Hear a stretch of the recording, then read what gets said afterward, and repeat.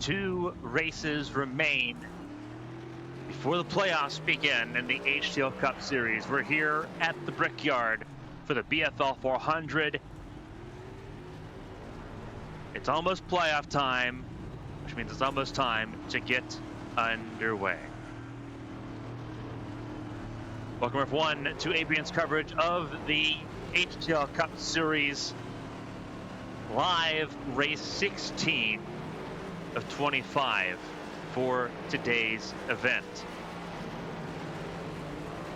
Cars getting out on track here.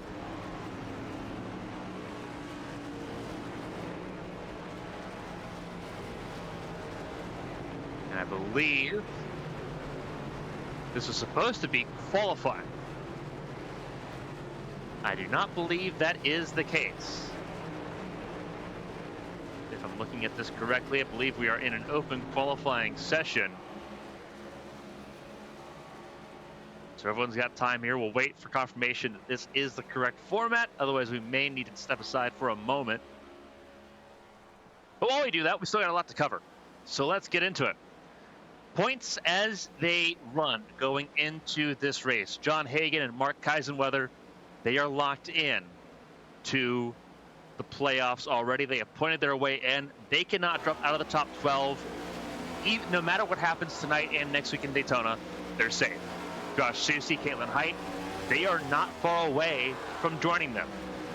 A good result tonight. They're locked in before Daytona. They're safe. Likewise, Eli Sassick, Shad Wadsworth, they can continue their momentum and their trends in the right direction, and they'll also secure safety. You begin looking 7th on down, that's where things can get a little bit sketchy. One bad race can throw you out of the loop.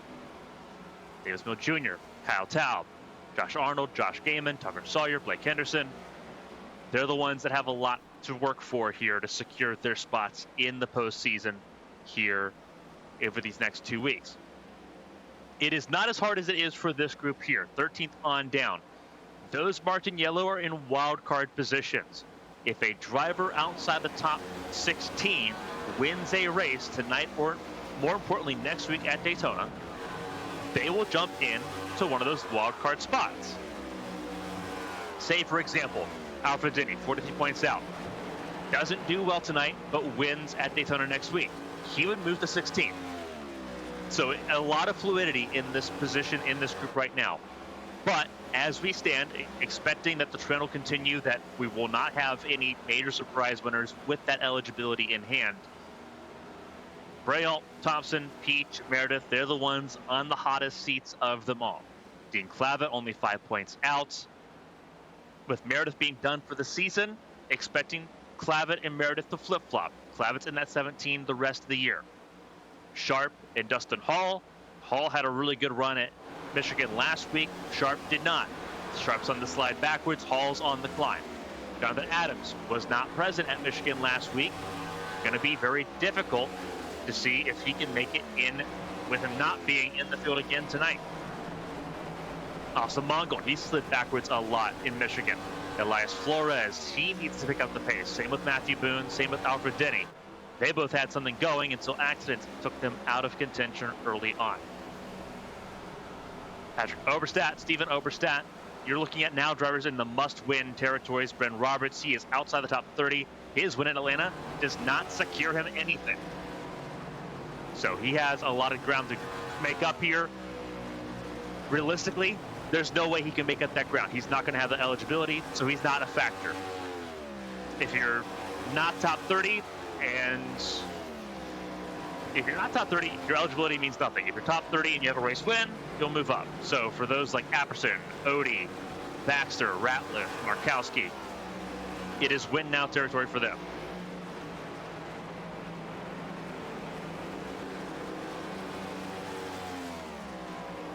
So all of that out of the way, qualifying is ongoing here.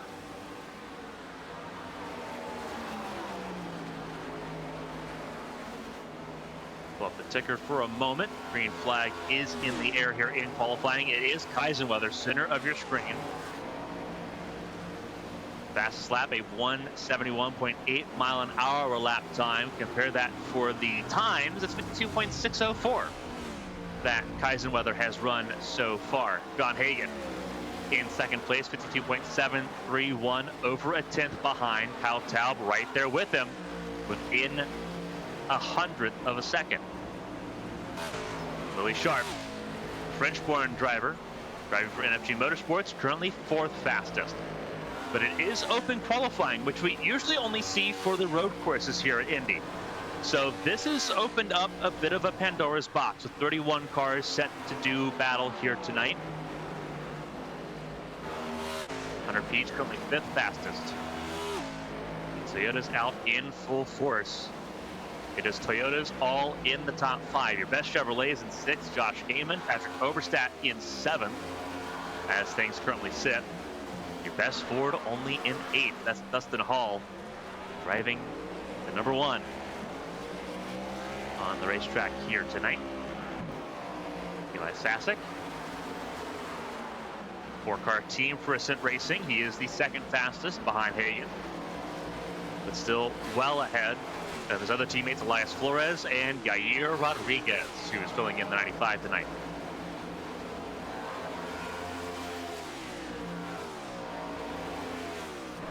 Josh Susi, 10th fastest. Your winner from a week ago in Michigan has some work to do. Being shadowed right now by your current provisional pole sitter, John Hagen. Josh Arnold 11th, Jeremy Braille in the 12th spot. Davis Mill just moved up 1 spot, moved up into 14th, but is still yet to break into the 52-second barrier.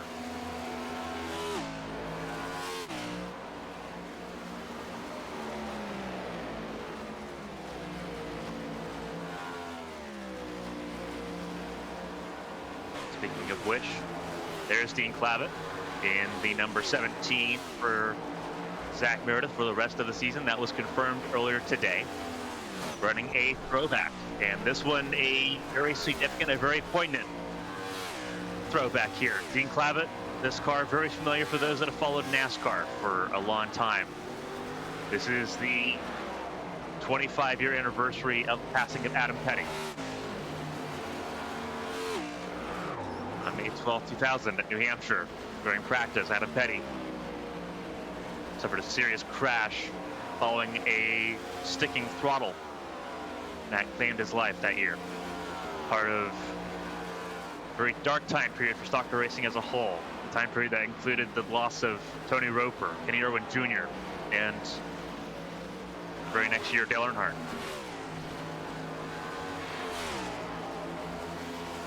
So expect some more of these tributes as we progress through. We got throwback next week at Daytona. Usually that's held at Darlington. For HTL, we hold that at Daytona. So expect more throwbacks similar to this going into the World Center of Racing next week. But Clavitt getting his out of the way today on a day very fitting for it. He is currently 21st fastest. As we mentioned before, he's on that outside looking in. He is 17th in points, trying to get into the top 16. It will be a hard fight for him here, both Brickyard and at Daytona, which he's won at before, next week.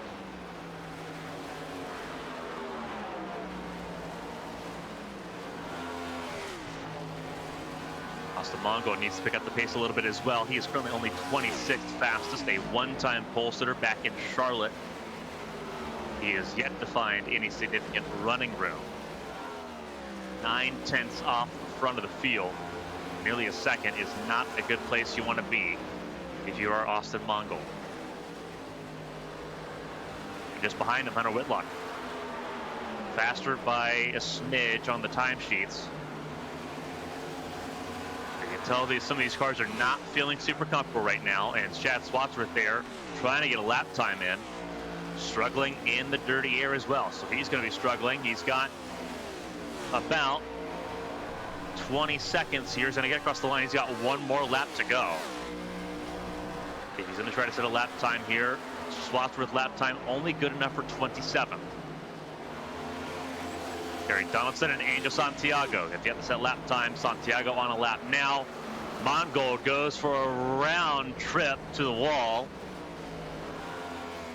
And that will bring his run to an anticlimactic close.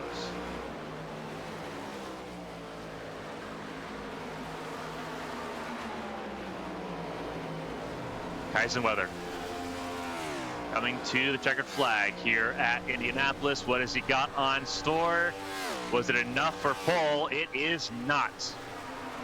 He will stay second fastest. Hunter Peach, though, going to try to cross the line here and move into the top 5. He misses out by 3/10 on his personal best. He will stay P6 at the moment. Blake Henderson, he did improve. He moved to P8 on the racing track there. Swadsworth, we saw that he was just out on a lap, just completed his lap, good enough for 18th. So he did move up from 27th. And that will advance him into row 9 in this field. But it is John Hagan and Mark Kaisenweather, your Rookie of the Year leader at the moment, that will start this race on the front row once again, and he will tag the attenuator for good measure. Gives a nice little scare there. Hunter Peach in 6th. And that will round everything up here in qualifying.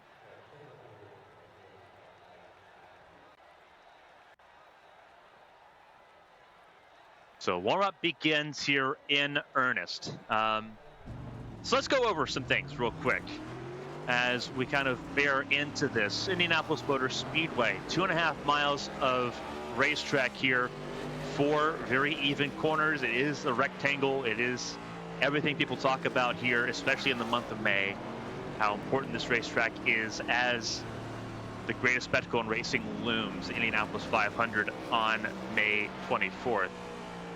9.2 degrees of banking in all 4 corners. Very symmetrical all the way around. 100 laps tonight. Gives you about 400 kilometers of racing, or about 250 miles if you want to go either way on that. You see a lot of different winners here. Dustin Hall is a previous race winner. He needs to have more success here tonight, like what he did in Michigan a week ago. Blake Henderson, his very first HTL Cup Series win, came here at Indianapolis. Caitlin Height, the only 2-time winner at this racetrack, as she was at Michigan last week. Brandon Proudfoot, also one of the drivers that have won a race here at the Brickyard. Pit speed, 55 miles an hour. You see the stage breaks as they sit there, lap 25 and lap 50. There are no cautions for stages here. So once we get to lap 25, the points are scored, but they keep racing unless a caution comes out for a crash. Same goes for stage 2 on lap 50. Fuel mileage is interesting. You can easily get through stage 1 without pitting. You'll need to make that pit stop in stage 2, and then there'll be another pit stop, or at least one pit stop, maybe 2, in stage 3.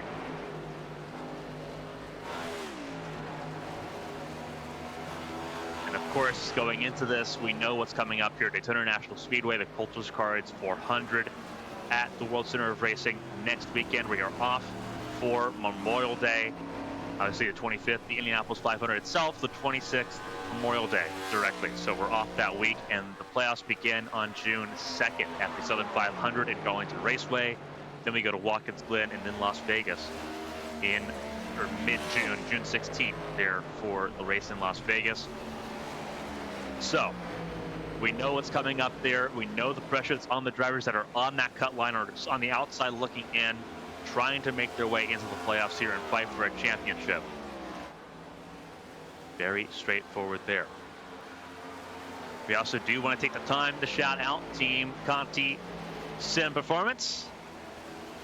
It's not just all about the Brickyard and the Indy 500. The Coke 600 also coming up here at Charlotte Motor Speedway.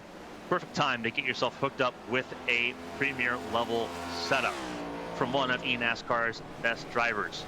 Setups, driver development coaching, and more available on the QR code on your screen or by visiting teamconti.gg for more.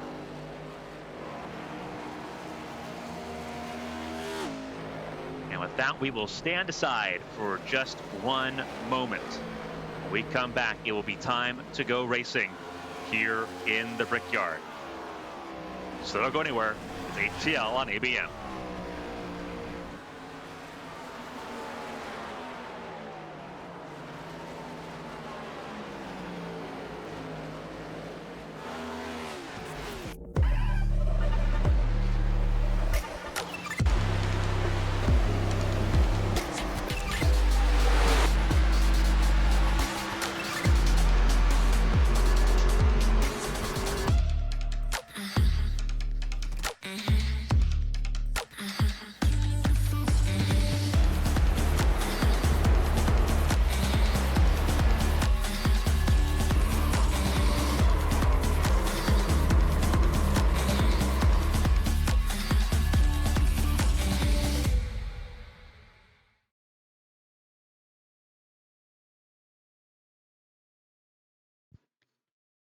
Almost showtime here at Indianapolis for the BFL 400 at the Brickyard. It is going to be a very interesting race that we have ahead of us, and we're glad you're joining us here for what should be an absolutely magical time.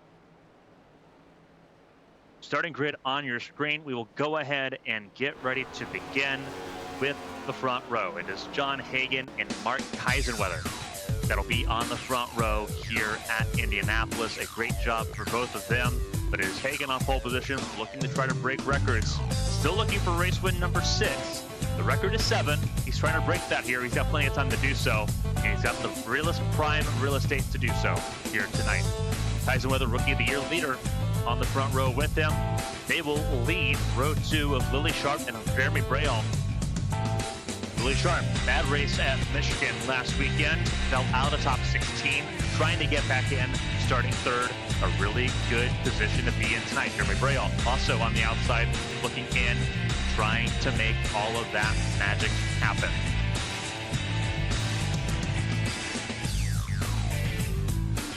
Hunter Peach and Cal Taub sit in row. Sorry, excuse me. Let's see if we can reset this for a second, because it is supposed to be Yair Rodriguez and Hunter Peach in row number 3, and that's exactly where we're at right now. Yair Rodriguez for Josho Racing in row 3 alongside NFG Motorsports Hunter Peach. There we go. Now we got things correctly. Kyle Taub for Militia Racing Club alongside former Brickyard 400 winner Blake Henderson in row number 4. Row 5, Josh Damon and Patrick Oberstadt. Oberstadt needing a win to get into the playoffs, starting 10th. Not a bad effort to start. He's got some work to do in that number 60 Chevrolet. Justin Hall, after a podium finish and a pole position in Michigan last week, starts 11th alongside Eli Sasek. Josh Susi, last week's race winner, 2-time defending champion, in row 7. Not happy with the balance of that race car. He'll start alongside Josh Arnold. Davis Mill Jr. and Bailey Thompson sit in row number 8, set 15th and 16th on the grid. Alfred Denny and Chad Swassford sit in row number 9. Ross Baxter, the West Virginia representative, representing row 10 alongside Austin Mongold, Zach Apperson and Brent Roberts in row 11. Row 12, Dale Markowski and Dean Flavin. They sit 23rd and 24th on the grid. Looking through to row 13, it is Matthew Boone and Elias Flores. Hunter Whitlock and Richard Odie in row 14 with a lot of work to do from 27th and 28th on the grid. Callie Height and Angel Santiago in row 15. That's your top 30. Gary Donaldson for the BFL number 22 Ford will round out this 31-car field here at Indianapolis. It is almost showtime. 2 laps of formation here at Indianapolis. We're glad you're with us for the BFL 400 at the Brickyard. 2 races to go here and Daytona.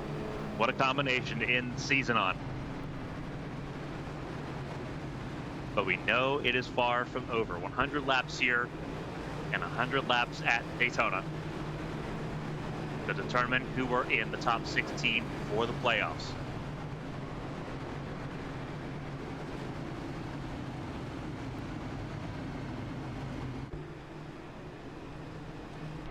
Do have some onboards here as we get ready to go racing here. John Hagan, one of those drivers, 6 wins in his career, 5 this season, looking for season win number 6. If he can do so, this is an 11th pole position in his 36th race start. Not a bad run of form. We also have an onboard here, Blake Henderson, 8th place right now. 3 wins, one of those came right here at the very first for Blake Henderson. 2 career pole positions, 117th start for the number 25 here tonight. Team Conti's own Dustin Hall representing the blue and white this time around. 63rd start. Looking for race win number 8. He needs another good result. He's in a good position to do so. Upper half of the field. Your 2-time defending champion Josh Susi also will have an onboard here, 60th career start, looking for career win number 12 in the number 81 machine. Further down the field, we do have an onboard for Dean Glavitt, the number 24, in his 59th start. 1 pole, 1 win, that win coming at Daytona. Looking to do even more damage here tonight, but he's got to go from 24th on the grid. And then Gary Donaldson riding the sponsors on board, BFL on board camera from 31st on the grid. Have a lot of work to do in his 104th start, still looking for his first career win. Might have to wait until Daytona with how far back he is. This track, not an easy track to pass at.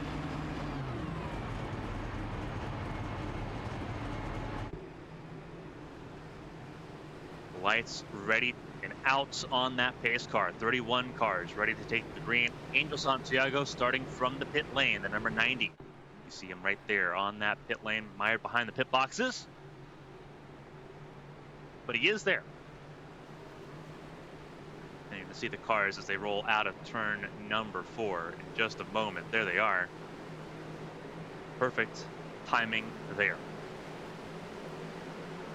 Pace car will take the left-hand turn into pit lane.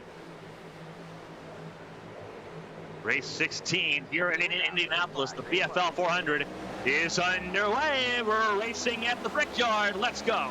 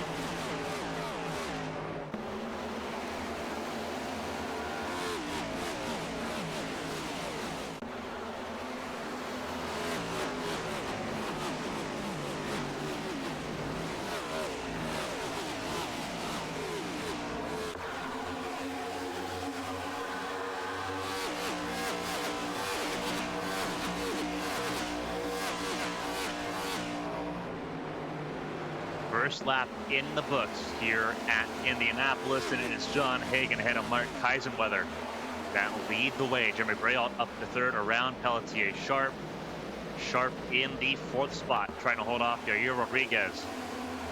And it's Gaiman, Hall, Taub, Peach, and Susie.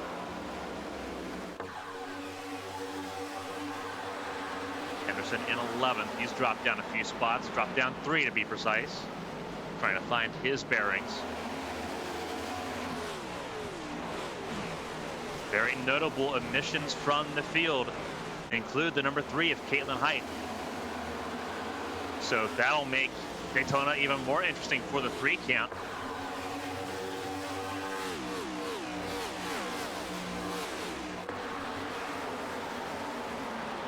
See how things play out.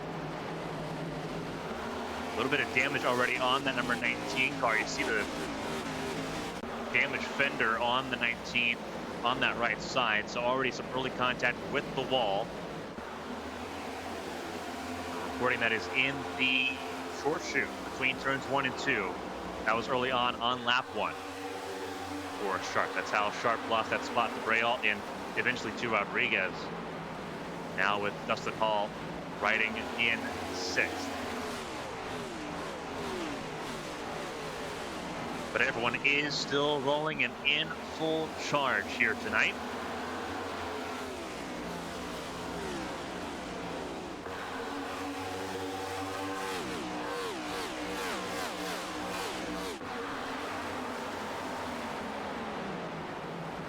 People cheering on Kaisenweather, people cheering on Dustin Hall. Kaisenweather in the 2nd spot, Hall in 6th. Those 2 being favorites. John Hagan, hard to ignore as well, leading this race from pole.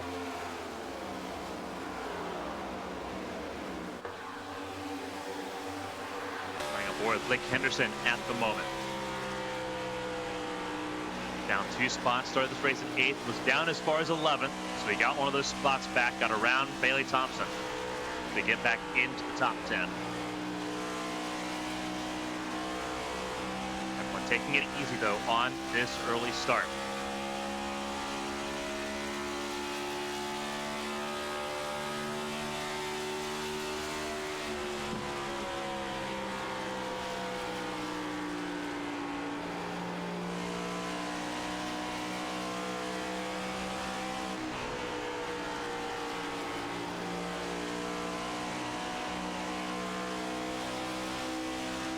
Riding up right to the bumper there, Pao Tao, the Toyota Camry in 9th.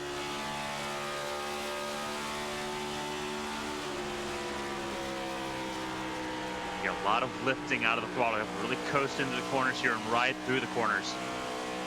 Not super unfamiliar for those that are familiar with Champ Car racing here at the Brickyard. Just a little bit slower. Those Champ Cars move about at 220 miles an hour.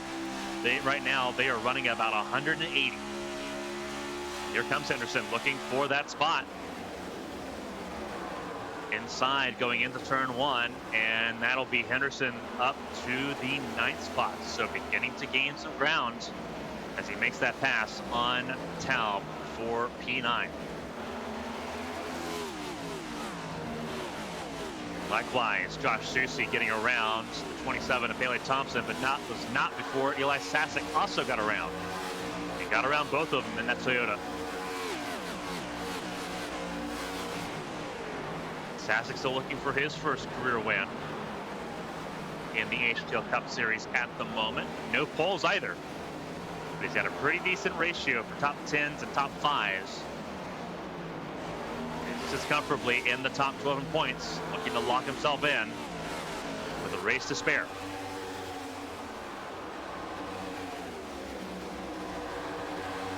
They are all right now in 11th. Here comes Susie. Susie in 12th. Thompson on the outside looking to try to take it away on the unconventional line. And we'll think better of it. Slots back in line there in 13th. Patrick Oberstadt just behind in 14th as well. Then Swatsworth, Smeal, Arnold, Baxter, Roberts, and Apperson rounding out your top 10 as things run. Car in the pit lane early. That is the 21 of Alfred Denny, and there's a lot of damage on the driver's side of that 21 car. Thanks to our drone camera on the front straightaway, giving us a good look at that. Huge amount of damage. That is looks like what could have happened coming out of turn number 2. There's a tire barrier that juts out from the road course portion of the racetrack that you can really run into and do a lot of damage. We've seen cars flip off of it before. Very possible that could happen too.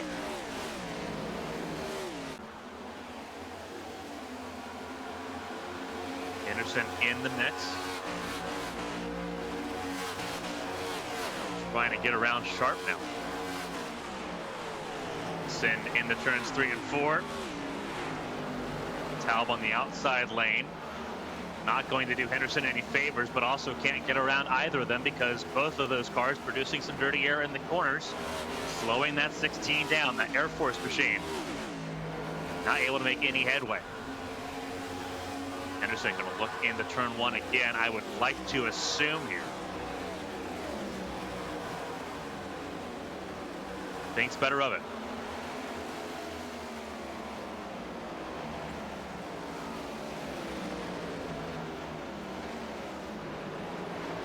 Around turn 2.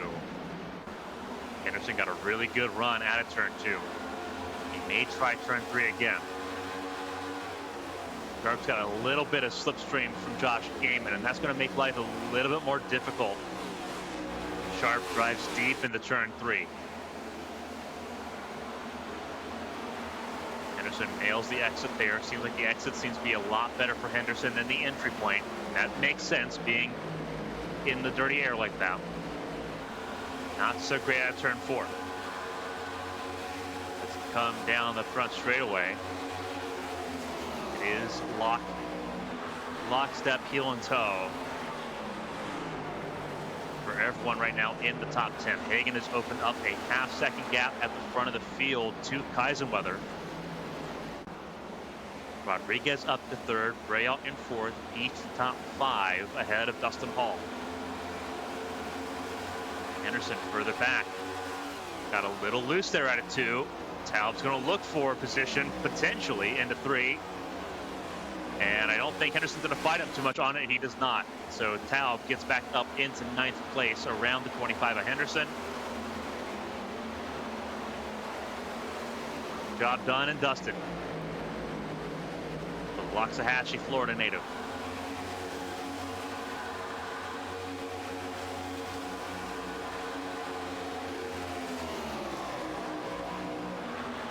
Couple of cars struggling. We saw Alfred Denny. His race is over. He is retired after only 4 laps. Callie Height also struggling at the moment.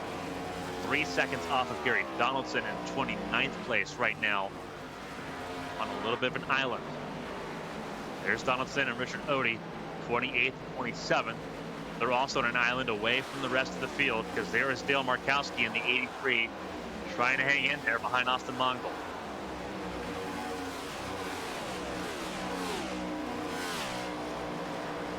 Have been caution-free so far in this race. Sharp challenging Gaiman. This is for the 7th spot at the moment as things sit. Gaiman not happy with the balance of his cars. Seems like all of the Lady Liberty and Gibbon Racing Division cars not really happy with the balance of these cars at all. Gaiman's the best of the bunch.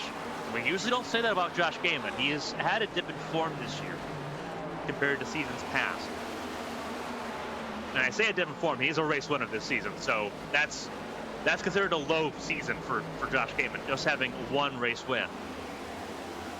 But he's not been the highest performing car week in, week out. Usually that's been the likes of Katie Height and Josh Susie. David Spiels outperformed him on several different occasions. You're seeing Lily Pelletier Sharp go to the inside turn 3. They'll stay side by side. And it's going to slow both of them down as a result, neither having an optimal line. I think Gaiman's going to be able to hold on here, having the outside lane. Sharp gets loose there, side draft. And it will save the 33.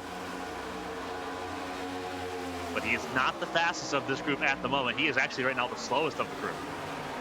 This 4-car pack with Henderson and Tao.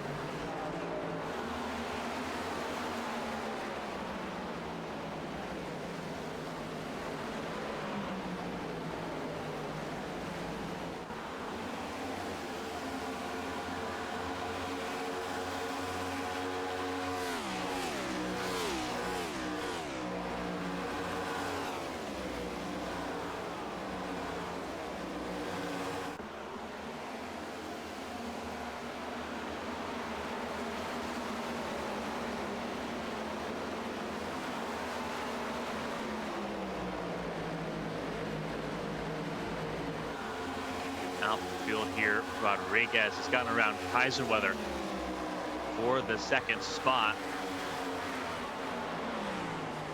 And it was not a very hard-fought move for that 2nd spot here. We'll take a look at it. This is what it looked like. Rodriguez just taking his opportunity out of turn 4. And Kaiserweather knew he was beat, and that was why we didn't really cover it at the time, because it was a pretty easy let up there.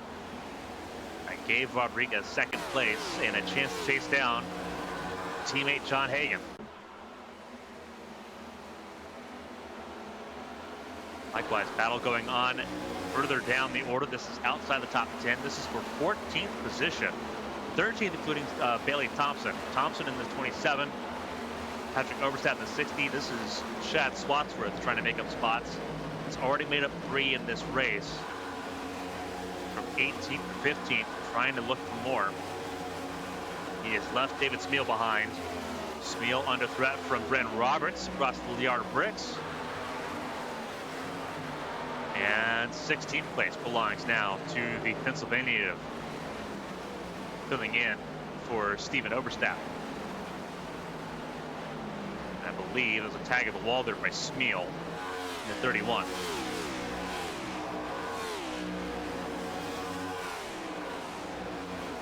eye here on this battle, still in the top 10. It is not going away, not by a long shot.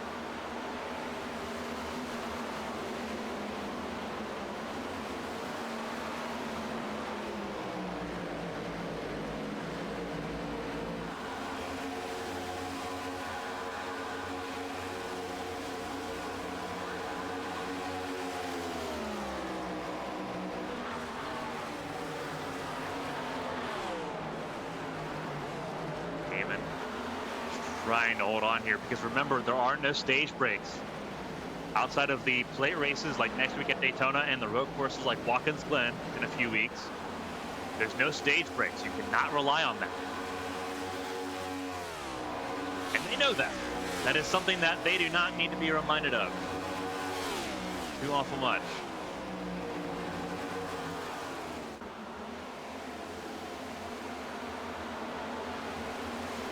Remind them anyway, because it is super important. Pit stops will come just after the stage ends on 25.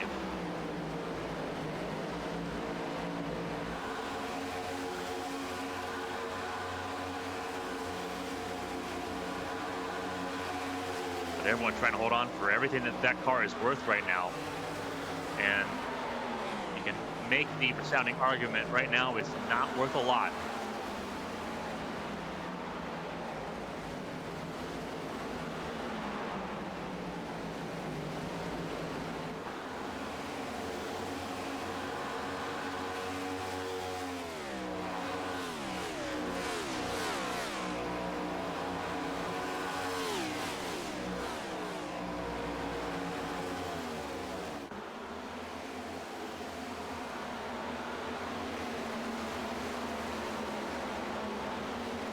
Fantastic closing in, as is Josh Susi on this battle that is really converging all the way through.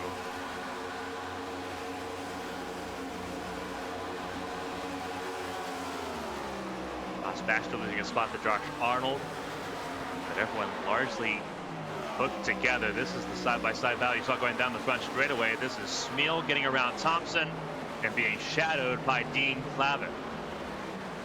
So Clavett up a spot. Sorry, Clavett did not get the spot. Smeal did. Clavett could not follow through. Tried to, but no such luck. For the 17, he's going to try this time down the back straightaway and will get assistance from Smeal. Smeal trying to give a little bit of draft to Clavett.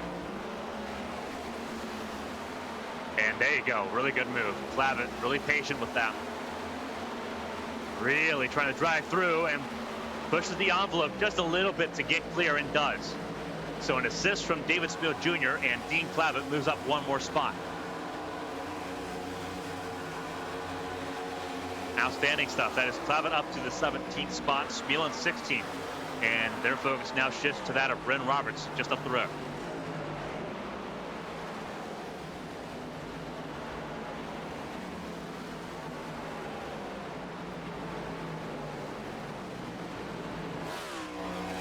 Hagan leads, and it's by a resounding margin at the moment.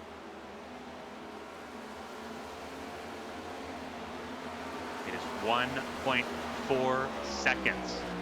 A resounding gap up top for your current points leader, ahead of Yair Rodriguez and Mark Heisenweather as things currently run. Hunter Peach in the 4th spot.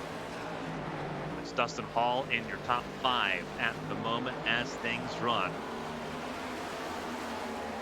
With 6 laps to go in stage number 1.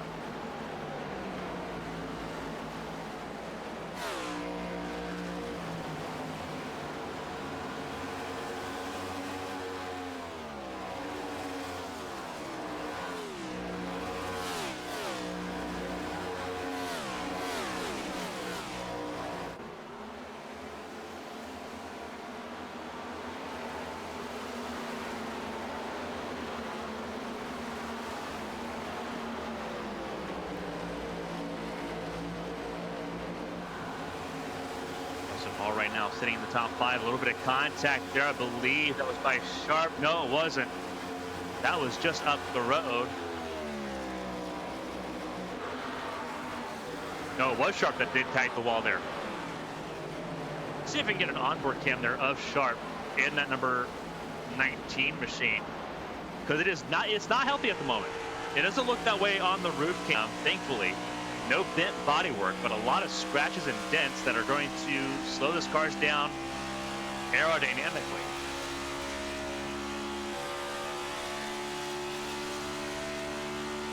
See if we notice anything off the filter here. This is right in front of the spoiler on the car. Get a really good look at Sharp tags the wall here. Now look how close they have to get to the wall. Just have a chance.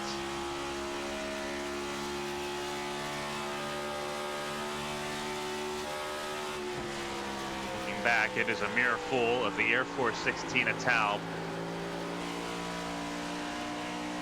Sasek and Susie also present, and they're battling to get in the stage point position. Henderson's in 10th, the last stage points paying spot, and clock is ticking.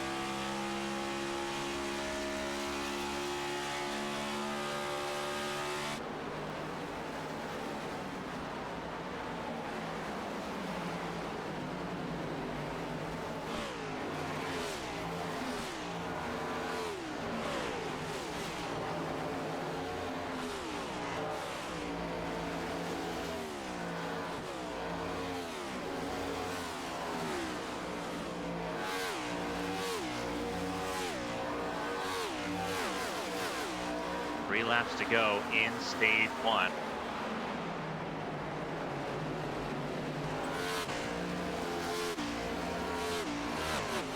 Elias Flores getting passed now by Zach Aberson. Aberson deep in traffic here. This is outside the top 20. That's where Thompson's fallen to.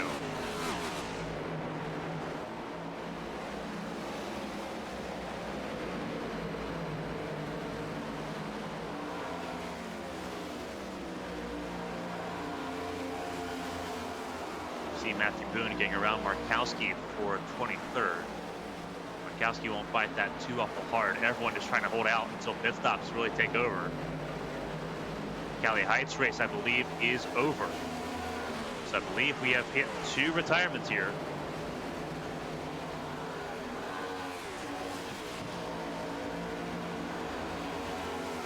Seeing some reports here. Cali Heights pulling the car behind the wall. Alfred Denny's race over due to damage, which we said was very much possible there, although it looks like a little bit of net code from the 2 car.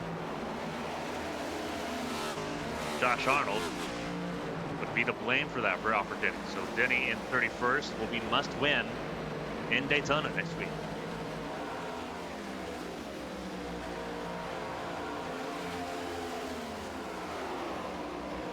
Pressure is building. Oh, look at Henderson. Henderson really pushing the envelope.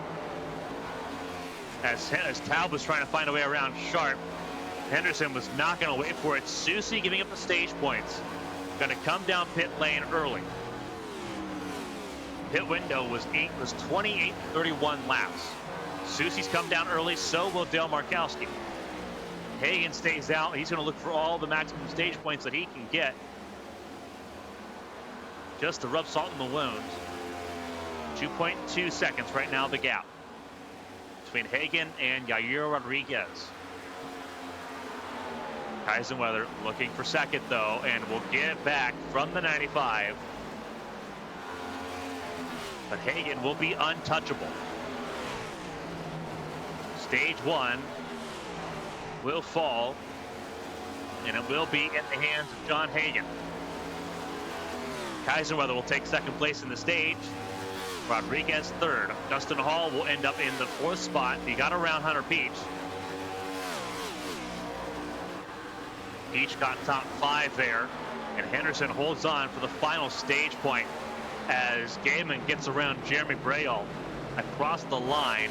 So Gaiman gets 6th place points. Brault gets 7th. Then the Sharp, Talbot, Henderson, your top 10. See Markowski through pit lane now. Josh Susi just up the road, officially a lap down as well, but he is one of the first ones that came down pit lane. So he will get that lap back in, then some, having fresh tires to try to take on the rest of the field in stage 2. Here comes your race leader, Hagan. Kaisenweather stays out an extra lap. Rodriguez comes in, and in comes most of your leaders here in full form. Sharp stays out. Henderson comes in. Sorry, Sharp also coming down pit lane. Misread that. A lot of lap traffic here from those that pit early. It was Kyle Talbot stayed out, 16. Ren Roberts also staying out on the racetrack here, shadowing teammate Dale Markowski. David Smeal staying out an extra lap too. Remember, they can go to 31, but it looks like no one's going to test that. Seems like tire wear's pretty exponential at this stage. See where the 81 comes around and slots into here. Having that one lap undercut, will it help Susi get into the top 10 for stage number 2? A lot of cars leaving pit lane. He's got to be at full speed in the turn number 1. And he's going to clear this group easily. Clean real estate, clean air. And Susi will slot into what I think theoretically is going to be a top 3 position. Quite possibly here. He's catching up to Hunter Peach now.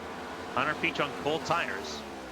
Will be a little bit harder to find that grip early on in this opening lap. Taub comes down pit lane. And his box he goes. Kaisenweather staying out, so they may stretch it to that lap 31 marker. And caution's out, and that's why. That is exactly why. That is exactly why, and it is David Smeal Jr. that has had an issue. That is your reason why. David Smeal Jr. A lot of damage on the 31 car. What has happened to David Smeal Jr. that has caused this caution?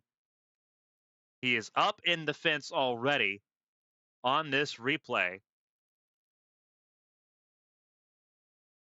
Oh, he's tagged the wall early.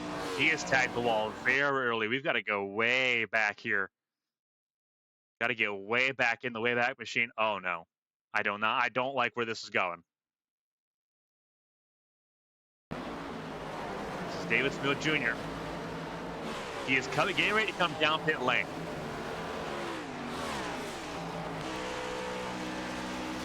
Telegraphing it in, riding on board with him. Oh, he just shifts down too quickly and completely clobbers that right front.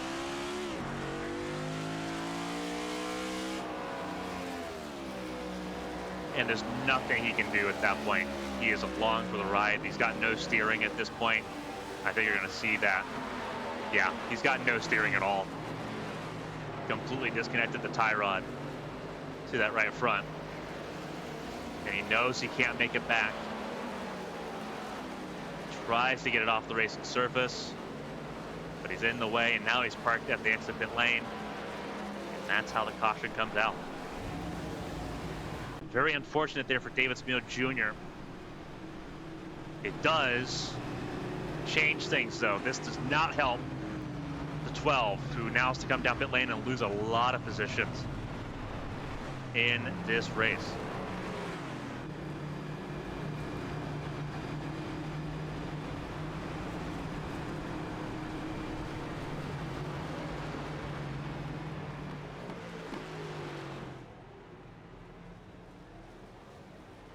So cars on pit lane now.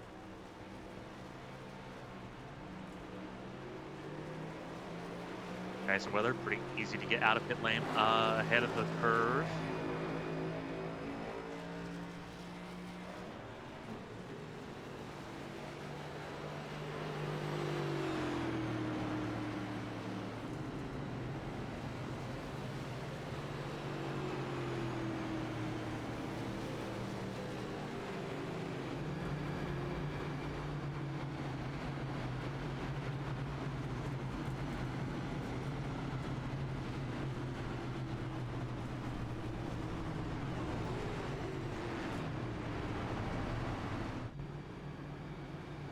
So it is Hagan, Pete, and Susie, your top three at the moment. A lot of cars they need to take a wave around here, including that of Bailey Thompson, Hunter Whitlock, Zach Apperson, Elias Flores, Dale Markowski, Matthew Boone, Chance Wadsworth, and Patrick Overstadt will all take a wave around here to rejoin the tail end of the lead lap.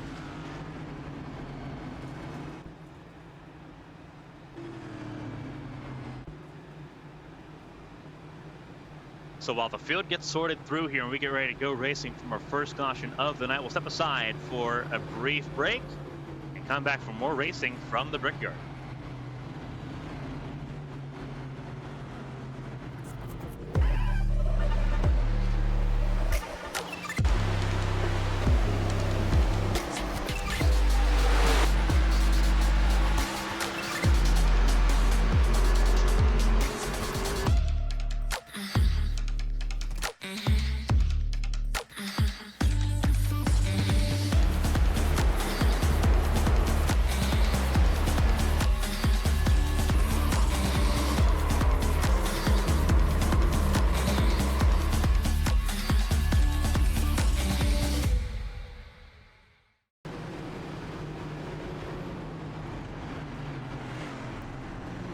Laps in the books before we got to our first caution of the night here on lap number 31 is where we'll get ready to go back racing. It's John Hagan, Hunter Peach, Josh Susie, Dustin Hall, and Josh Gaiman, your top five. Willie Sharp, Blake Henderson, Eli Sassick, Kyle Taub, and then Mark Keisenweather, your top 10. We get ready to go back racing for our first caution of the night. Stage one already in the books. Stage two already underway.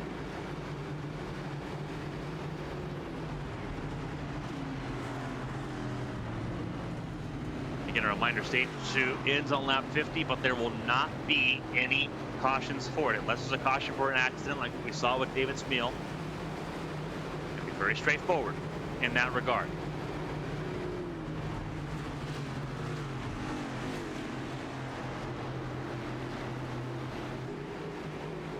Always going to shout out Team Conti Sim Performance, providing the setups for the HTL Cup Series all season long. Here in Indianapolis as we get ready to go back racing to start lap 32. Scan the QR code for help when it comes to getting ready for the Coke 600 or any other stock car races coming up in the month of May. It's the teamconti.gg for more information. Green flag is in the air, and away we go to start off stage number 2. It is Hagan, it is Pete, it is Hall, it is Susie, your top four.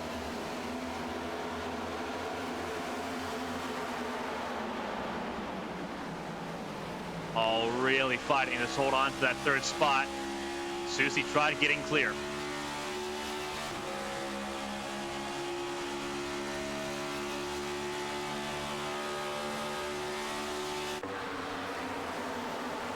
Outside, turn 3. Teammates on the inside lane, Susie and Gaiman.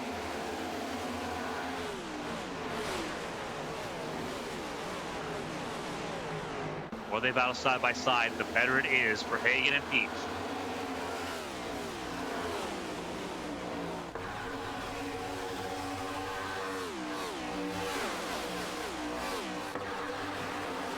Sailing off into turn 1 once again. Susie had a lot of help from his teammate. They both overdrive the corner, and in the wall goes Dustin Hall. And he'll lose several spots in one go as Henderson tries to get around as well. Henderson gets loose, and now they'll be 3 wide. For just a moment, Sassick slots in line behind Henderson.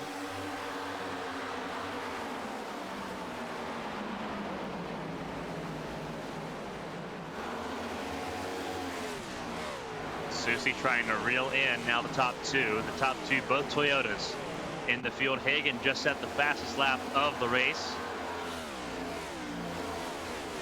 53.9. Not lap any faster. 53.6 for John Hagan. He did go 3/10 faster on back-to-back laps. So Hagan on a roll at the moment, will be hard to top. Hunter Peach still faster than Susie. So Susie still losing time. Peach slips the wall a little bit at a turn 2.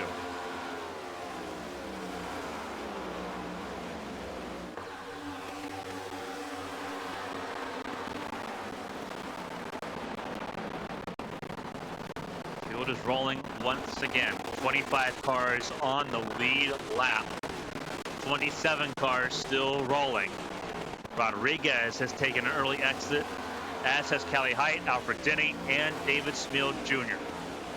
Giving us 4 retirements so far in this contest. Austin Mungold and Angel Santiago 1 lap down each. Hunter Peach just at the fastest lap of the race. 53.4 for Hunter Peach.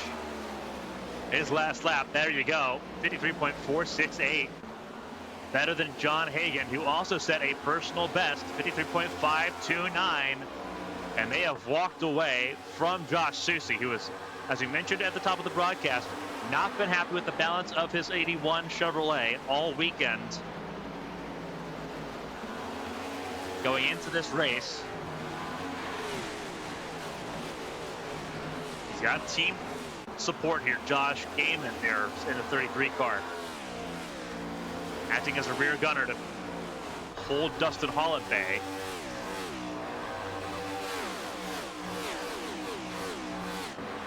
Battle for 6, Kaisenweather. Remember, he restarted this race in the 10th spot. He's gone around Lily Sharp, center of your screen, because he just had the fast lap of the race. 53.302 in traffic for Kaisenweather. He is on a roll. So everyone got to keep an eye out for the number 12. If you're trying to hold on to the top 5, the Grim Reaper is knocking. But we're already getting to that point. 15 laps to go, coming to 14 to go in stage 2, where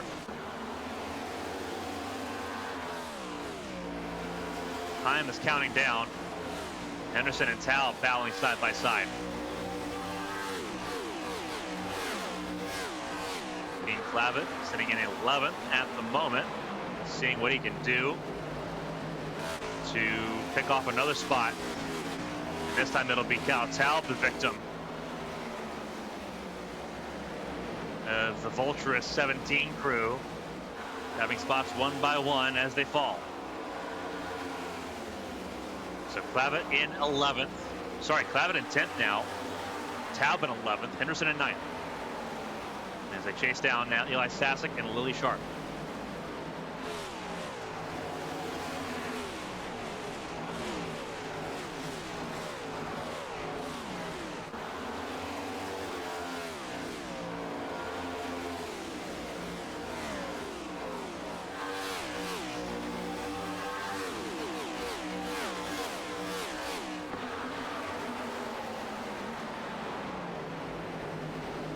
This battle side by side.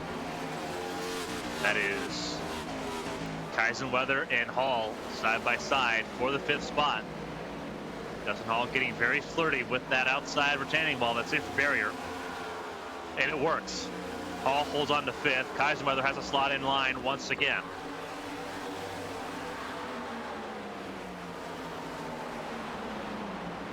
Running on board with the number 1 Ford. See a little bit of paint scraping there on that chrome at the very front, but no bodywork damage otherwise. Just a lot of paint scraping. So I think Hall got away with one pretty easily. Does he go for 4th here? Running on board them, that's Josh Gaiman up the road, and he does not. But he drives way better through the corner than Gaiman does. Gaiman really loose. You see that in the back of that car, just chasing around. But you can see that 33 just not happy in the corner, and the 81 having the same problem. Those Lady Liberty cars just not happy right now. Just behind. That's what Hall sees in his rearview mirror, and it's a nothing but the 12. Kaisenweather trying everything he can at the moment to get into the top 5. Something you would imagine has to give. But what will? Down the front straightaway towards the yard of bricks. 11 laps to go in stage 2.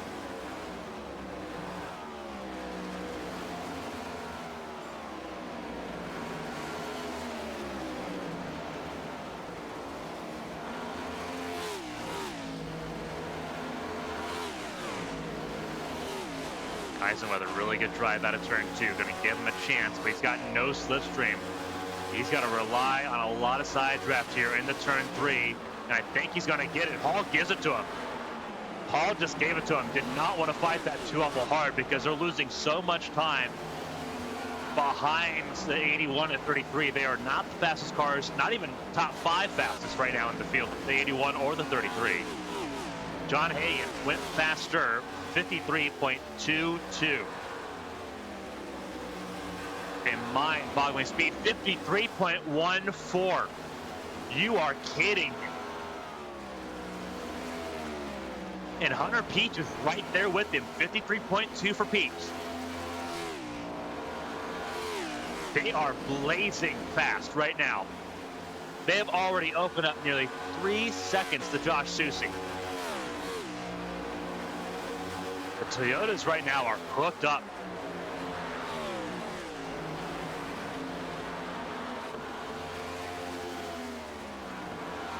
Toyota Camry's built in Georgetown, Kentucky.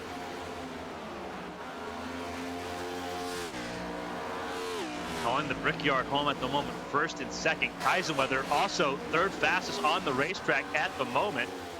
The top 3 fastest laps are all Toyota.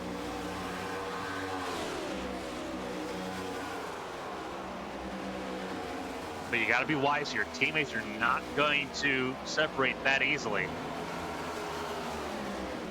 Kaisenweather knows that. He knows that very well. He's raced with this group enough to understand how this group will operate.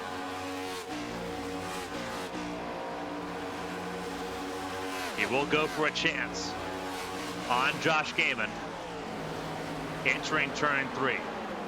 So many passes for the race lead and race win have happened in that corner. A little bit of side checking, a little bit of contact. And Gaiman prevails before they even get through turn 4. Dustin Hall letting it hang out there a little bit in 6th. Holding on to this group. Henderson looking for 7th. Just a little further down the road here, behind Sharp still. Willie Sharp has been a kidney stone for Henderson, for Sasek, for Brayout, and for Clavin. But Sharp knows that she needs to be top 10. She needs to be top 10. She needs every stage point she can get. She needs every potential point she can get here. And that means being difficult to get around. That means being very defensive on the road. And that's exactly what she's doing right now, because her battle right now is not with Henderson. It's not with Sasek. It is with Clavin, and it is with Brayout. And you're seeing that fight play out there on your screen. It's also with Dustin Hall, who's up the road in 6th. But Sharp's not really going to have much to hold on there with the 1 or the 81 or the 33. Dustin Hall's had race-winning pace. He just hasn't had the race-winning opportunity or luck to go with it. Here comes Henderson, 4-7. Hangs it around the inside there. It is too wide. And this will go down into turn 3, and it will end up in the French-born driver's favor. Sharp will hold on to 7. But it is not through lack of trying for Henderson's part. Henderson desperately trying to find a way around. But it will not be this lap, further up the road. Kaisenweather and Hall working together. They've separated the 2 Lady Liberty cars. And it gives Kaisenweather a clear shot into 4th.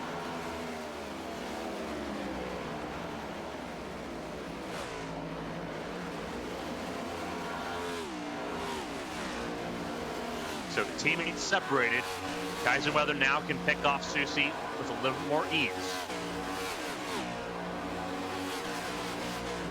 It's become the 5 to go in stage 2.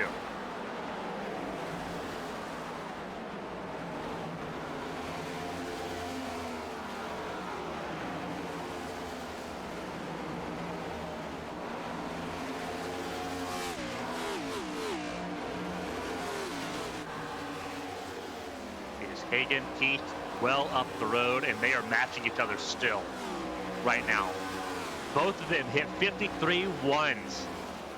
53 ones. Right now they're running 53 fives.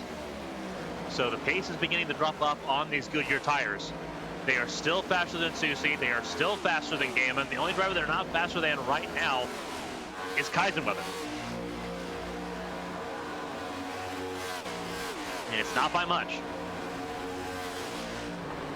But these two have done enough right now. These two up the road. David Smith Jr. back on the racetrack in the 28th position.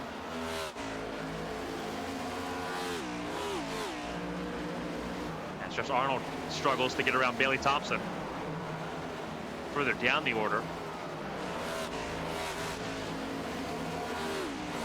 And Thompson in the fence.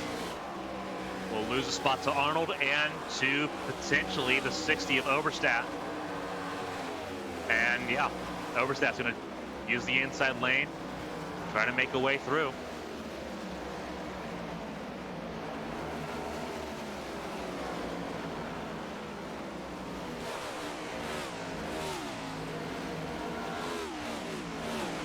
Remember the heroics Lena Thompson almost had, or Bailey Thompson almost had here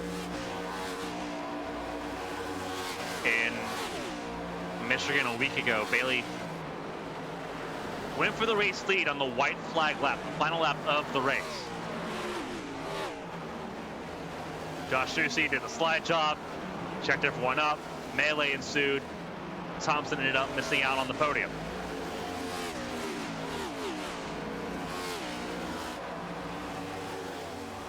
Thompson not having any similar success here at the Brickyard at the moment, sitting right now in that 18th position.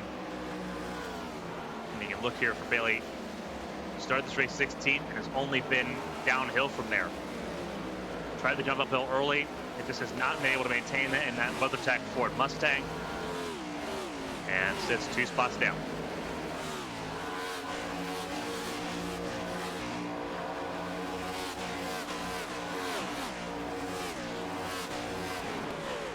Up the road, Henderson's lost a spot to Eli Sasek.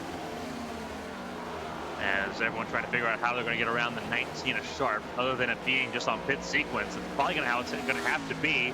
And speaking of sequence, Sasek comes down pit lane, and that is a very early pit stop. That is a very intriguingly early pit stop. But it makes sense. You're on a 3-stop strategy. This gets you to lap 75 to make your last one. So he's cutting it even into 25-lap segments. Would not be surprised if Susi did the same thing. It worked well for him last time. So Josh Susi could try to do the same thing. He's already been passed by Kaiserweather for 3rd. And Susi's not here for stage points. He's here for race wins. He's already safe into the playoffs as things sit right now. He jumped from 11th to 3rd in that last pit sequence. Sasek out of pit lane will go a lap down to Hagen, his teammate. Keith will also get around him here. Last lap of the stage, Hagen trying to sweep the stages. He's out 1 second, 0.3 to Hunter Pete. It is currently a Toyota 1-2-3 in stage 2.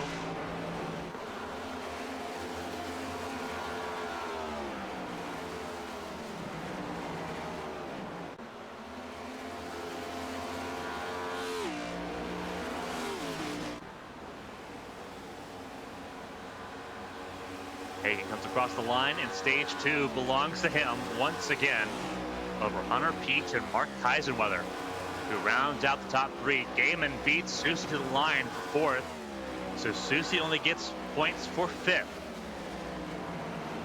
Justin Hall, 6th place. Stage points once again for the 1 car, as Sharp, Braille, Henderson, and Clavin round out your top 10.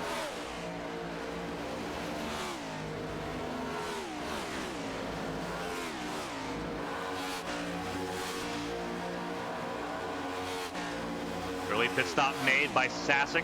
More cars in pit lane. Kyle Taub, Shad Swatsworth, and Elias Flores all in pit lane at the moment. And in comes your race leader, John Hagan. He will hand the race off to Hunter Peach, who will lead for the first time tonight. Hunter Peach, your race leader. Susie and Boone also down pit lane.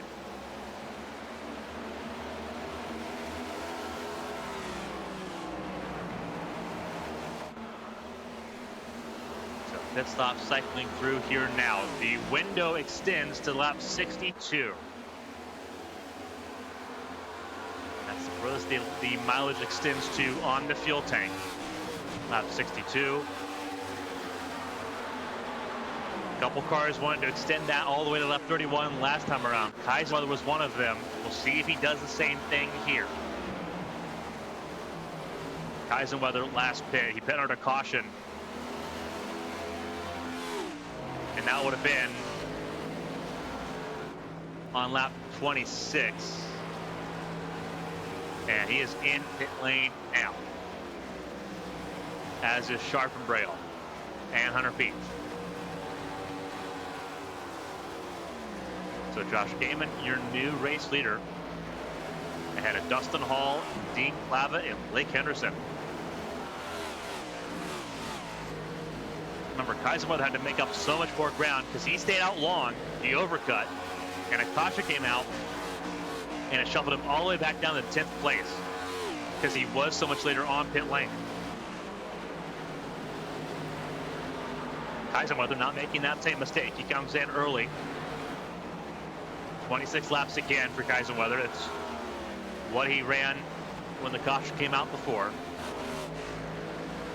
So no one going the 31 laps that we were expecting. If they were going to go 31 laps here, they would go all the way to lap 57. Gaiman, Hall, all in that group. Dean Clavitt, Bren Roberts, if they're going to lap, since they came in and topped off with fuel, if they're going all the way to lap 31 on this stint, they've got to go all the way to lap number 70. Sorry, lap 61. My apologies.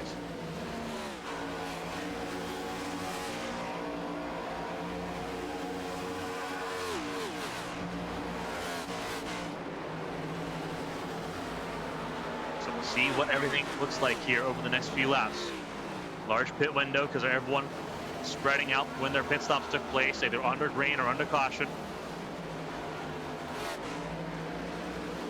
See the 27 of Thompson getting around Hall as Hall comes down pit lane. Hall making his second pit stop of the race. Thompson already made hers and a lap down at this point. 4-car 27. And you see the fresh tire difference checking up there behind Josh Gaiman. The longer he stays out, the worse it gets. He's hoping for another yellow. But the only yellow of the race so far came out because of his teammate, David Smith Jr., coming down pit lane and missing his box, missing the pit lane and spinning on the front straightaway.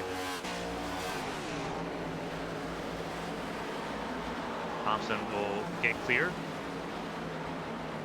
Try to put some separation between herself and the 60 of Overstaff.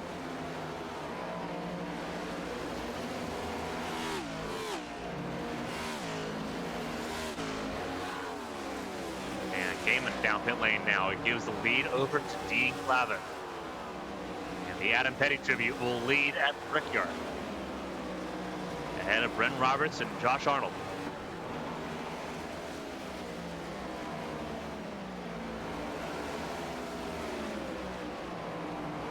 Richard Odie also down pit lane at this point.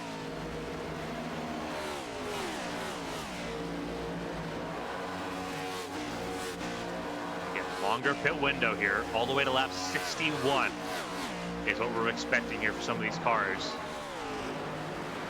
It is still a safe 3-stop race here. You got one more stop as soon as lap 75 for some, as late as lap 90 for others.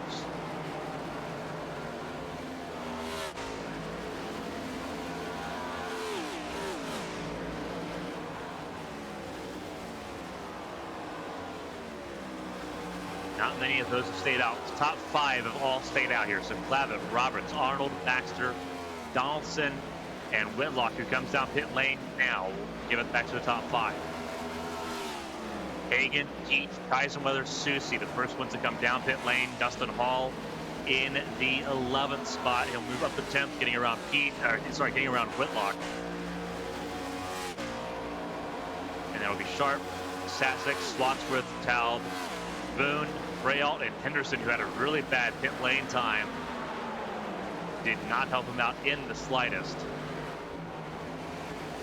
And he may miss out on the top 10 as a result. He's got to have the perfect final stop here to make things happen in that 25 camp. Santiago rolling around still. See that 90 was letting the Sardinia Odie go by just down the road. Roberts gets around Clavitt. There are no bonus points for leading a lap in the HTL Cup Series. Some stock car series, you have your lap for leading a lap, or sorry, your bonus point for leading a lap, 2 bonus points for leading the most laps, points for pole position. None of that exists in the HTL Cup Series. You have your stage points, stage 1 and stage 2, both of those behind us, and then your race finishing points. So taking over the race lead here for this group is very ornamental. It is not going to mean anything because there's no points behind it, and they ultimately will not cycle back in this position in the race at the end when it matters. They'll be pretty well outside the top 10 when this all sorts through. As Roberts comes down to pit lane, it will hand the lead back off to Clavitt. Arnold in second. Baxter moves up to third, and then Donaldson will be in the 4th spot. And well, we got a chance here for Donaldson right now sitting in 4th. Blankenship Freight Lines run by HTL veteran Nate Blankenship. His company sponsoring this race. It is his birthday today. So a huge happy birthday to Nate Blankenship. And a great appreciation for him sponsoring races in the HTL Cup Series. He sponsored the BFL 600 at Charlotte earlier this season. Now he's sponsoring this race here at the Brickyard as well. So thank you to Nate, and happy birthday. Hope you enjoy it. Donaldson getting some screen time here. He's in the top 5 on strategy. Caution comes out here, and it would be very interesting to see how it plays out. Top 3 come in, and so will Donaldson. So it hands the lead back over to John Hagan, who has a 3-second advantage over Peach and Kaisenweather.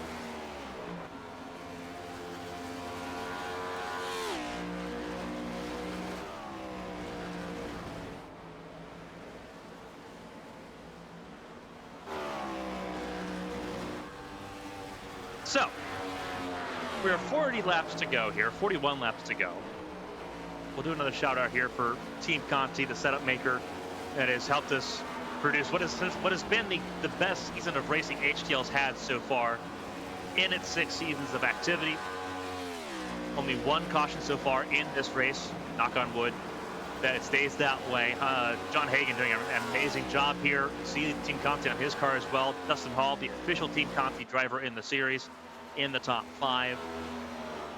The QR code, if you want to race setups like what we're using in HTL, or if you want to use different setups getting ready for the Coke 600 at the end of May. NASCAR iRacing Series events, trucks, Xfinity, ARCA,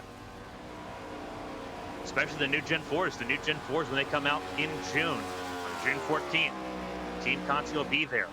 Setups, development, coaching, and more on the QR code on your screen or teamconti.gg for more information there. A huge shout out to them for supporting HTL this season.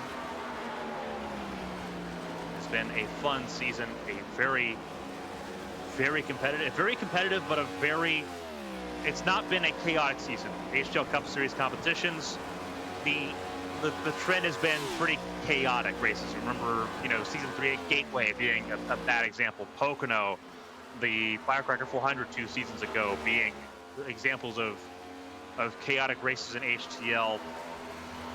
Before we had these Team Conti setups, moving the Team Conti setups, moving away from stage breaks at a lot of these races has done a lot of good, and you're seeing that in possession there.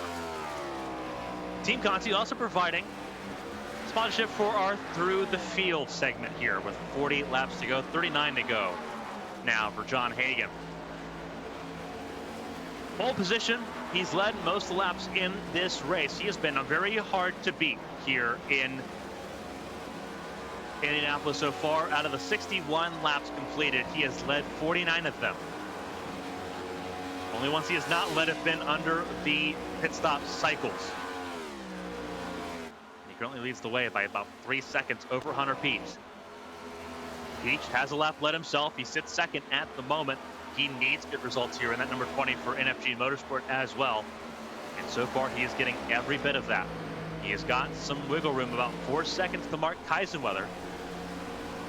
And it is working out wonders right now for him. He started this race in 6th, up 4 spots.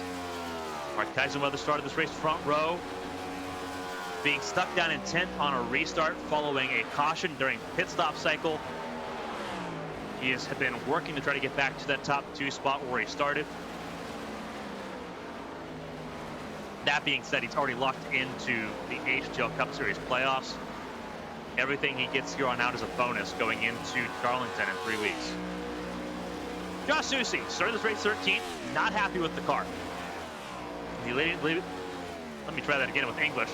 Lady Liberty 81 has not been great. None of the Lady Liberty cars have been good. Davis Mills Jr., his crash causing the only caution of the race. Josh Gayman's not been a lot of joy to hear on the radio dealing with this race car. Susi in the same boat. No Katie Height on the racetrack, and Callie Height out early has really put this team behind the 8 ball as far as not having full strength on the racetrack here. Susi, though, making it work. 4th place, up 9 spots in this race. One of the bigger movers of the race. 3 cars up 9 spots. We'll go over that here in just a moment. Justin Hall up 6 spots, chasing down the 81 of Susi. It was these two and Katie Height battling most of the race at Michigan a week ago. It was Susi that came out on top in that exchange. Justin Hall, though, a great run so far. Top 5 for him with 1 stop left to go in this race. And he's got some work to do. He's trying to get around the 81 car and may have to wait for that pit stop because they are on an island at the moment. Willie Sharp started this race in 3rd. A lot of experience here at the Brickyard, though on the open wheel side of things. Sharp has had success here. Finished 3rd. Her best result prior to a win at the Daytona Road Course was here at Indianapolis. She got a 3rd here. That's where she qualified today. Not seemingly going to make up that same ground in this race, but a solid top 10 to make up for the abysmal race that was Michigan last week, if she can hold on to it.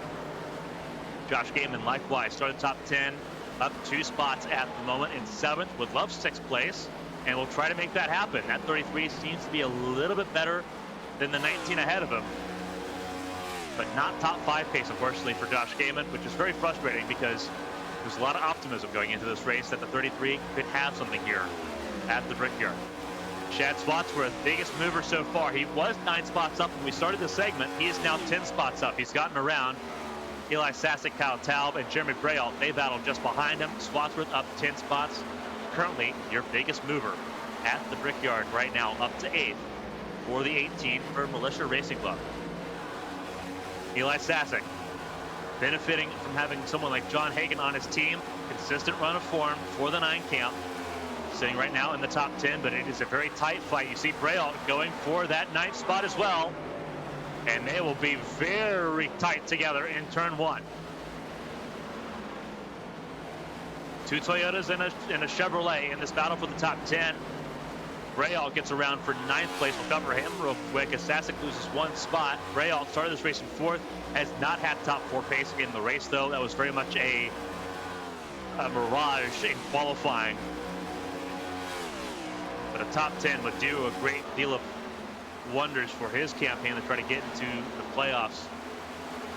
With Daytona looming large as well, Kyle Taub and his Militia Racing Club Toyota trying to get around Ascent Racing Sasek. Started this race 7th, and it's been a bit downhill for the 16. Did not have the early start of form that he was hoping he would have after having qualifying go well. And right now, just trying to get into the top 10, sending it into turn 1, and he'll clear Sasek there. Someone who had a lot of form until a bad pit stop, Blake Henderson, down to 12, was battling to stay in that top 8, in that top 7 conversation with Lily Sharp and Chad Swatsworth. That has gone away with that bad pit stop.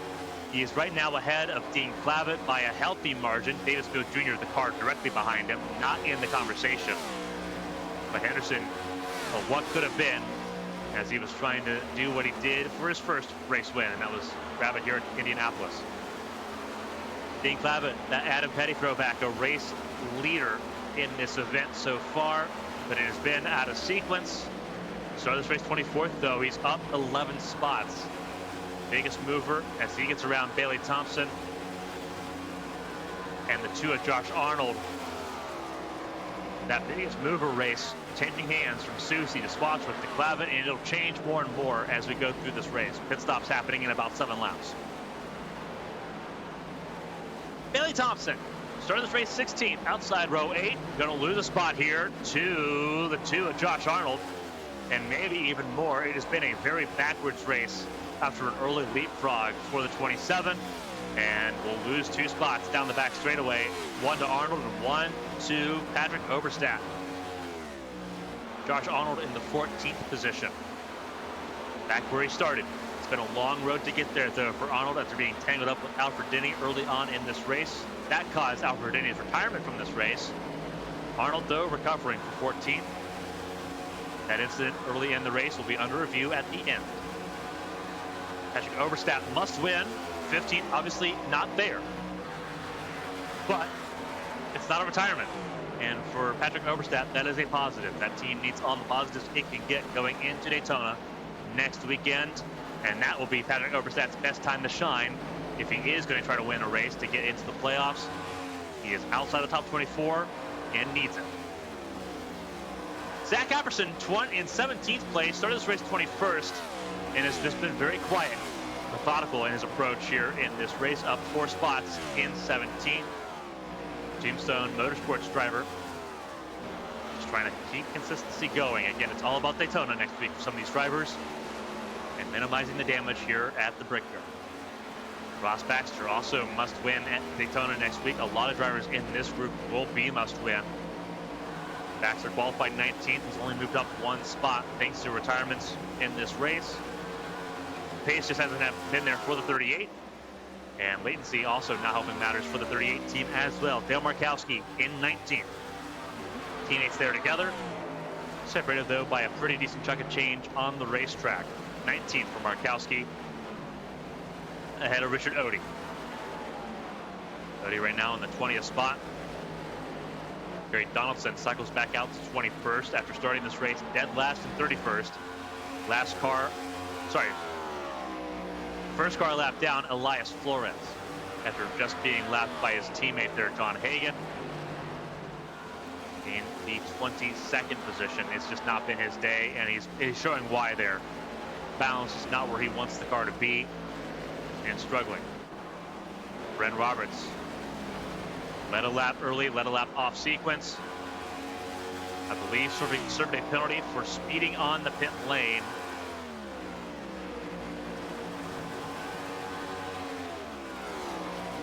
Puts him a lap down in 23rd. Austin Mongold also down the pace here in the 24th position. Angel Santiago down more than 1 lap here. Started this race 30th, outside row 15. Started from the pit lane. And only gaining 5 spots. All of those retirements were those with worse luck than him. Matthew Boone. 3 minutes of damage he had to repair. Puts him in 26th place. And that'll make Daytona must win for him as well next weekend. Hunter Whitlock begins the retirement queue as Kyle Taub comes down pit lane. There are 5 cars out. Whitlock, Smeal, Rodriguez, Callie Height, and Alfred Denny all out of this race. I apologize. David Smeal is not out of this race. There he is on the racetrack right now. But he is well out of any contention for meaningful spots here. He'll gain 1 spot on Whitlock to move up to 27th. But otherwise, just kind of there for moral support after what has been a very awful race for the 31 count. Taub in pit lane. This is a scheduled stop, his last stop of the race.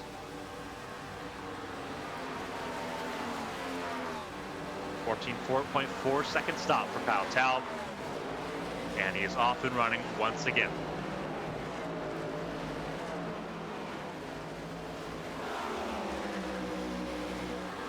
Lavin under pressure from Arnold. Field is spread out a little bit here. We've only had 1 caution in this race so far. And that was on lap 27.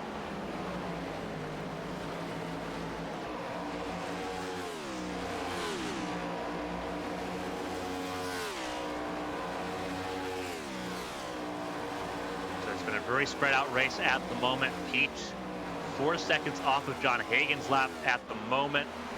Kaisenweather a further 3.7 seconds adrift. Latency really affecting the 2 at Josh Arnold. That's what Alfred Denny was complaining about. That took him out early in this race.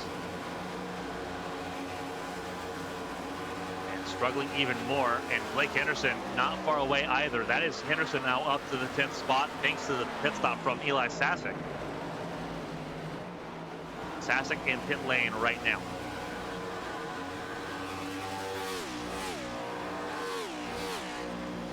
See what his lap time looks like here. His pit lane time in the number 9 machine as it begins. Get a really good look there from Sasek.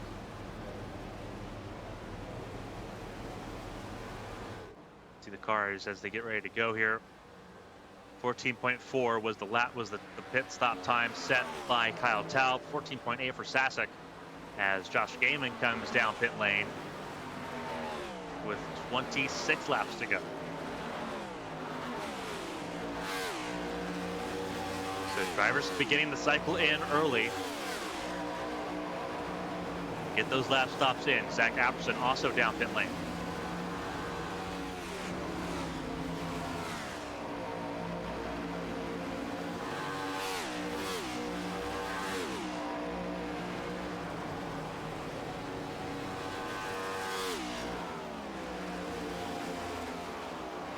Henderson's been passed by both Arnold and by Clavitt here. So Henderson down now once again into the 11th spot. But probably at this point contemplating an early pit stop here to get some fresh Goodyear tires and try to make up some ground. This has been a nightmare stint for the 25 camp.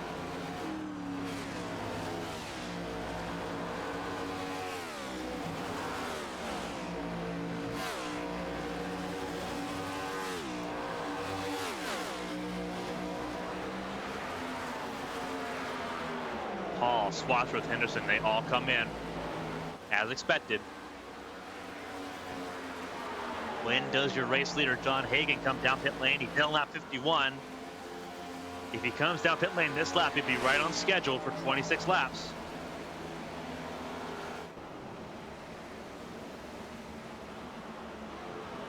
And there you go, right on cue. Coming to 24 laps to go. And the race lead will go right back to Hunter Beach. So Hunter Beach leads the way now with 24 to go.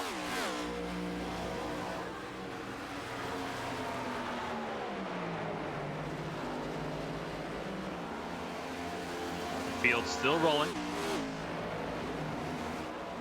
24 laps to go. We've only had 4 retirements from this race out of 31 that started. We're expecting a near 40-car capacity grid at Daytona next Monday.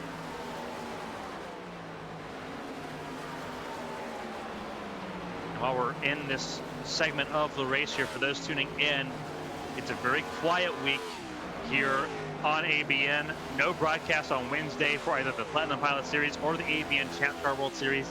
They will both be back in action next Wednesday as Peach comes in, and that was a missed box. Who was that missed the box? Was that Josh Gaiman? Oh, it is. And a huge amount of damage on the 33. Gaiman, look at that car. Look at that 33 car. It is all sorts of destroyed. And that is day done for Josh Gaiman. That is day done.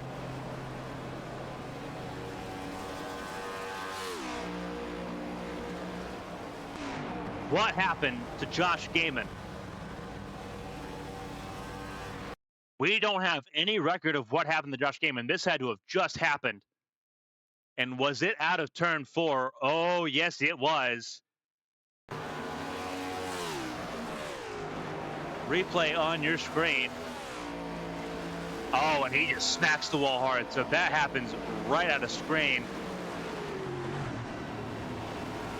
And he has no control of that car at any point there. Oh, my goodness. What was looking to be a decent day for Josh Gaiman is now a nightmare. And he will be our 5th retirement of this race. And Lady Liberty is down to one fighting car left in the field, and that would be Josh Susie.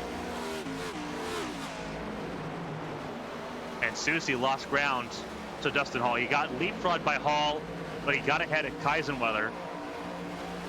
But Kaisenweather's faster than both of them. So keep an eye on that fight there further down. That's the bottom edge of the top 10 at the moment. Clavitt, Arnold, Baxter, Odie, and Donaldson have yet to come down pit lane. These are the same 5 that stayed out longer last time.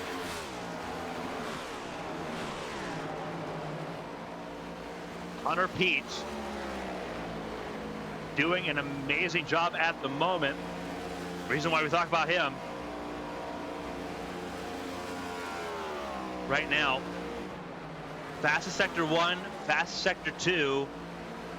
He's trying to beat Dustin Hall's lap time at the moment because Dustin Hall just took the fastest lap away, 53.133.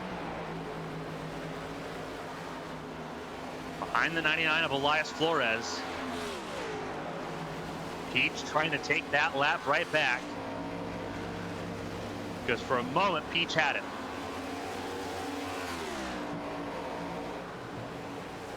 And he got it. Hunter Peach did get it, 53.101. He loves this racetrack, and right now he is the fastest at it. And Dustin Hall just took it right back. That lap time just came in, 53.060. They're trading fastest laps. And they are waltzing away from Josh Susie, who is 4/10 slower right now. In fact, there's Josh Susie right now. Mark Kaiserweather right on his tail. So fastest laps being traded, but it's not by the race leader or by the eventual race leader, John Hagan. Where did Hagan go? Oh, he's 2nd place. I was about to panic. He's been cozy. He's been cozy. I just missed the number 97 on the timing screen. He's 2nd place at the moment. Richard Odie, the last car that has to come down pit lane. He will inherit the race lead once Richard Odie comes down pit lane. But he is nowhere close right now to the fastest lap right now, which now does belong to Josh Susie. And what a lap time he's got, 53.288 for Josh Susie. Everyone dropping bombs now for the fastest lap. No points for it, but a lot of bragging rights if you can get it. And right now it's in the hands of your 2-time defending champion. But here comes Kaisenweather.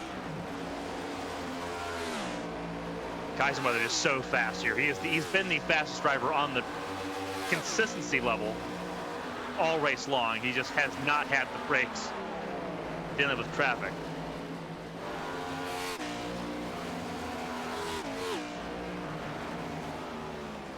And now Kaisenweather will have to chase down Dustin Hall to try to get back to the podium.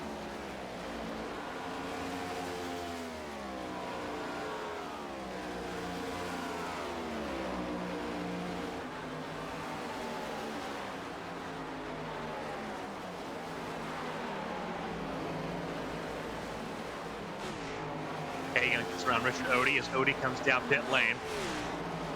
And balance will be restored in the top 10 once everyone gets around this time. With 18 laps to go.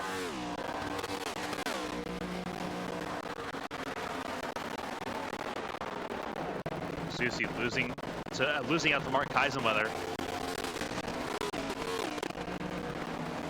A little bit further down the order, a little bit closer to the competition between Eli Sasek and Josh Arnold.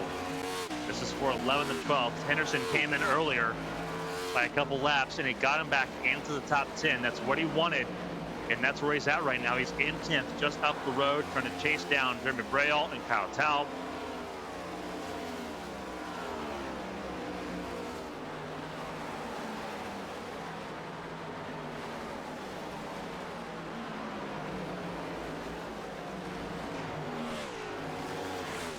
Bowling just try to have a chance to go at the top 10 and try to attack Blake Henderson here in the last, coming to 16 laps to go.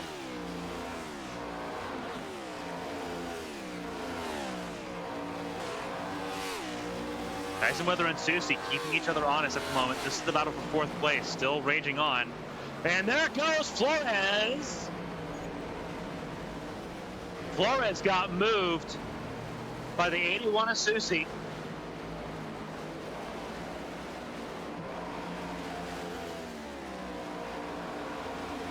No caution, we stay green because Flores kept the car rolling.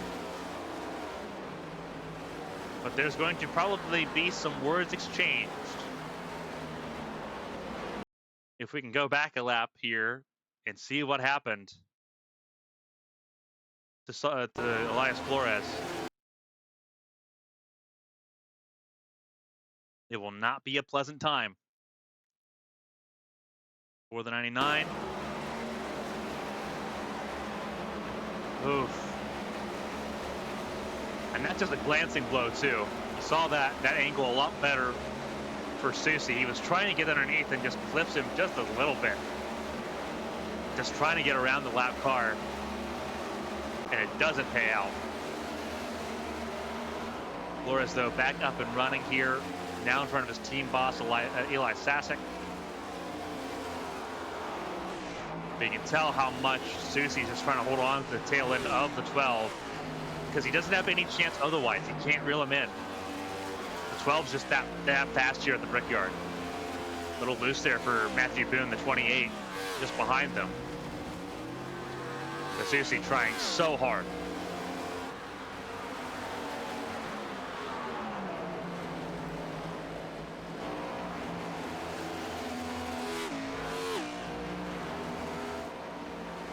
With 15 laps to go here in Indianapolis is Hagan, Pete, Justin Hall, and Mark Kaisenweather.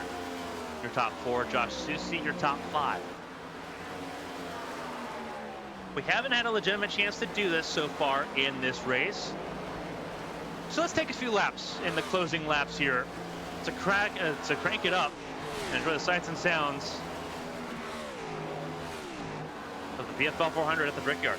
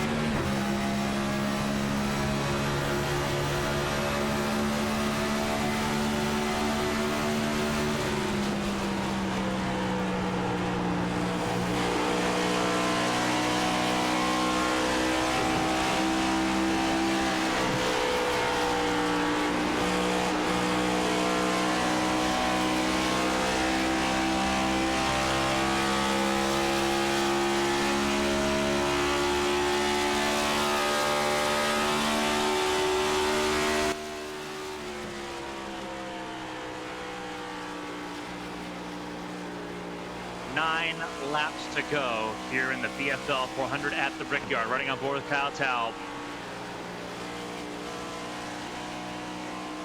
And this huge battle right now for the 8th spot. Arnold up to 8th around both Jimmy Braille and that of Kyle Taub. And they have dispatched the 25 of Blake Henderson, who was struggling to hold off the 17 of Dean Clavitt. The 25 car just falling apart late in this race, and now looking set to miss out on another top 10 opportunity in the number 25 camp. Just unfortunate for him. Trying to hang on to that top 12 position in the points. Points even more important to Clavitt. Clavitt goes far to the inside lane. Trying to set up the pass for turn number 1. And job done. Clavitt up to 11th.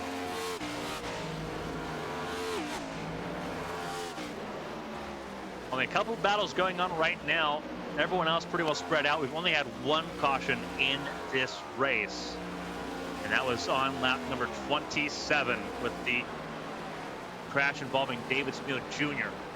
during pit cycles. Josh Gaiman had a similar incident on the final pit stop sequence and has retired. Did not cause a caution, no, because he was able to come down pit lane immediately. But that brought his race to an immediate end. A few cars out of this race. Alfred Denny, the first one out on lap 4. Callie Hyde on lap 19. Sorry, on lap 20. Yair Rodriguez on lap 29. Hunter Whitlock on lap 66. Josh Gaiman on lap 77. It gives us 26 cars still rolling here at the Brickyard for the final 8 laps of this race.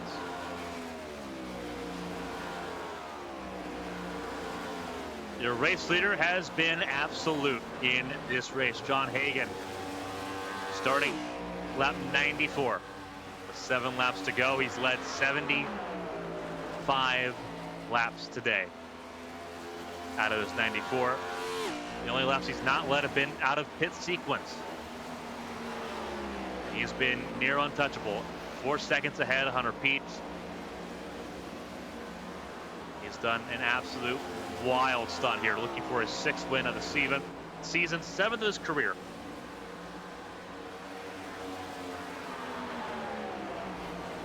He's had a fairy tale season so far on his comeback to HTL Cup Series competition. The win here at the Brickyard will do wonders for him going into the playoffs in 3 weeks. Hunter Peach, center of your screen as well, the number 20 for NFG Motorsports, doing a fantastic job as well. He's had very respectable, very impressive pace to keep up with John Hagan. Just hasn't had that consistency that the 97 has had as he works around the 22 of Gary Donaldson, putting him a lap down. Donaldson and Mongold battling it out.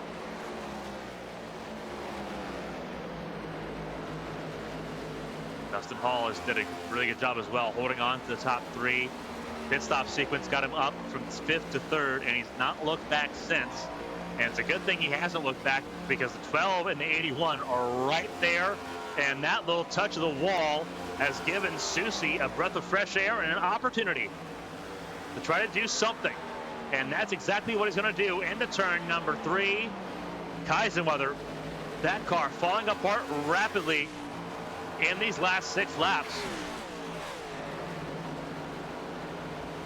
It is now Josh Susie in 4th place ahead of Kaisenweather. With this race, if this holds on for the last 5 laps, Susie will lock himself into the playoffs with 1 race to spare, making Daytona an easy one.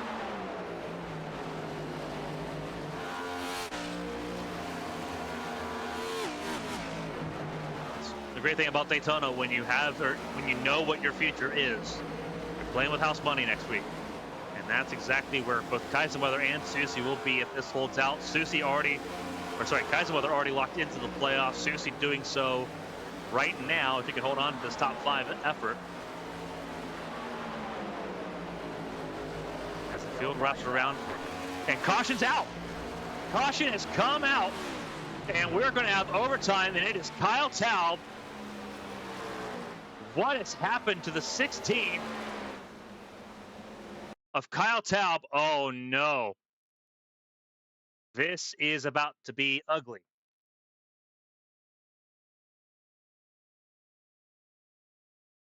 This is about to be very, very, very ugly.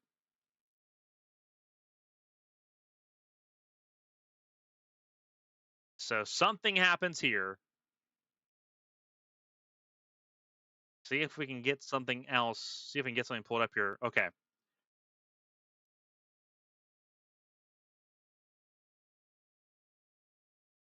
So this is the replay. This is between Taub and Dean Clavitt.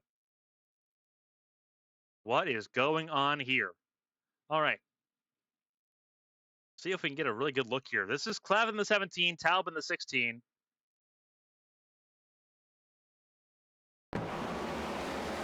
At turn 4, Clavitt with a really good run. Taub trying to defend. Ooh. A lot of crowding there.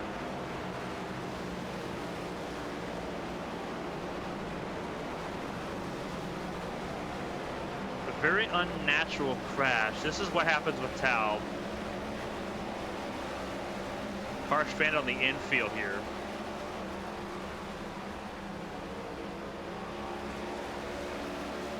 Very confusing with how that all plays out. Cars coming down pit lane. We'll cover that in a moment.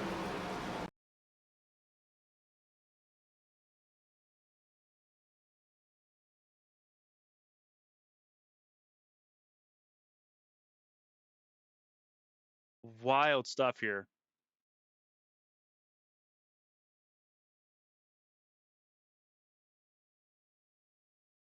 All right, so we're looking here at Kyle Taub on the infield.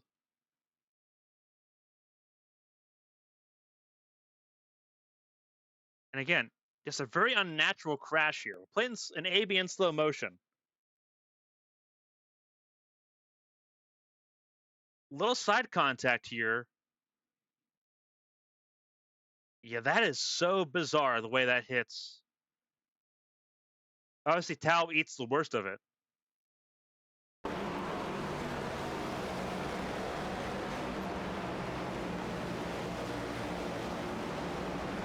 That's so strange.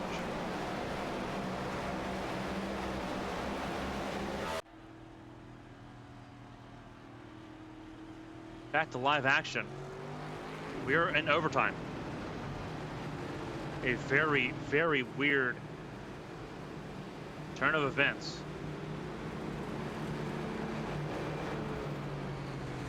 And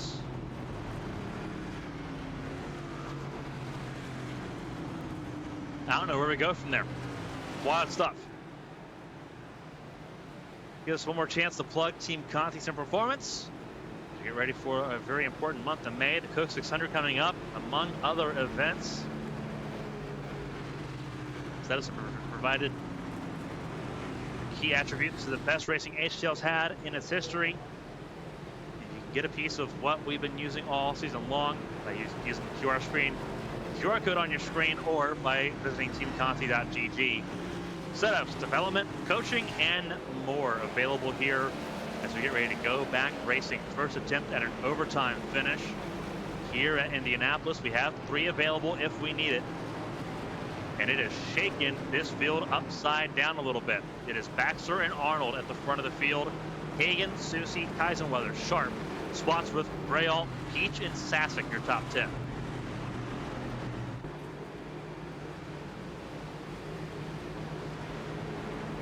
So we get ready to go. Also a reminder, what we're looking at right now. People trying to join this is a very limited list. Dustin Hall, Blake Henderson, Caitlin Height, and Brandon Proudfoot, the previous winners here at the Brickyard. We are in overtime here at this point. Hagan was the lap record setter. Set to change hands here tonight. The upcoming races next week, the regular season finale at Daytona. And then an off week for Memorial Day before the playoffs begin. A wild opening segment Darlington, Watkins Glen, and Las Vegas. 18 cars on the lead lap. It is Josh Arnold and Ross Baxter at the front of the field for this restart. They did not come down pit lane. Everyone else did. For 2 tires or for 4. This is how we lose a bunch of cars in one go. We've seen restarts like this go terribly wrong before. How will this one go today? Opportunities on the line. Baxter in must-win now mode. Doing what he has to do. The restart zone. Green flag flies. Overtime underway. Susie gets clear of Hagan. Can't get clear of Baxter, though. Oh, Josh Arnold trying everything he can. Wants to try to hold on to this race lead if he can. We got to get to the white flag. If we can get to the white flag, that'll do it.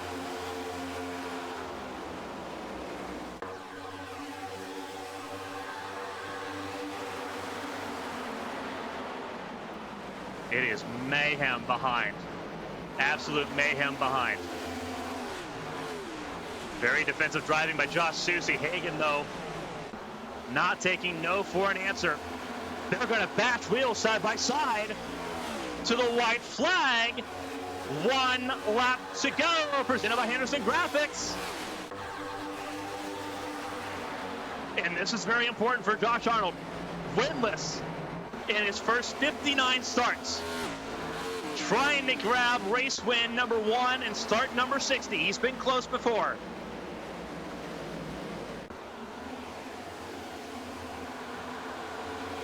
His teammates have won.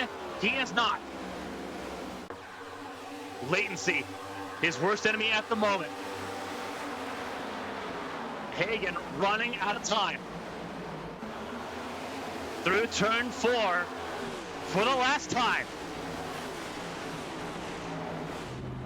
Josh Arnold's going to get it out of 4. Down the front straightaway. Hagan won't have enough time. For the first time in his career, Josh Arnold wins the BFL 400 at the Brickyard. Hagan sets the fastest lap again, 52.67. On his chance to try to reel in Josh Arnold, it does not work. A congratulatory bump there by Josh Susie. He finishes 3rd, Sharp in 4th. And everyone congratulating Josh Arnold. His very first career HTL Cup Series win happens at Indianapolis. And you can see everyone trying to congratulate the two and causes a chain reaction crash as a result. Everyone trying to just kind of get themselves out of the way here. But Josh Arnold, take a bow. Your winner at Indianapolis. The BFL 400 belongs to him tonight.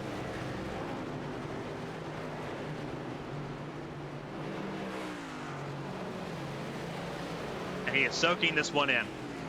All of his teammates congratulating him. That is Swatsworth. He knows what it's like to win in this series and at this track.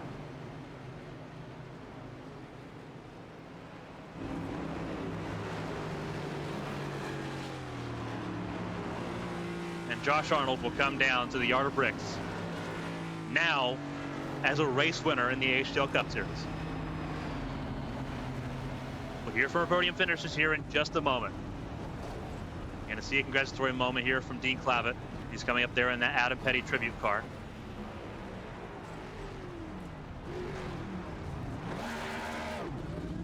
Giving him a bit of a rev bomb up there to celebrate.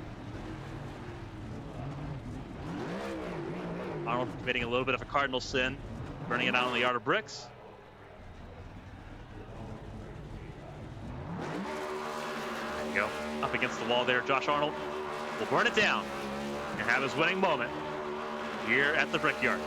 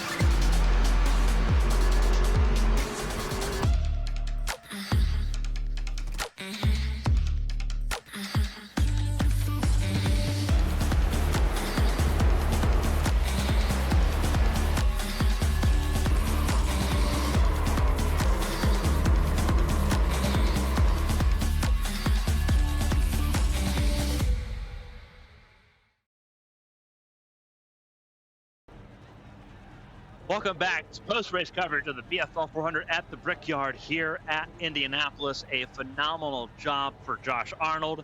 He grabs his first career HTL Cup win here at the Brickyard ahead of John Hagan and Josh Susie.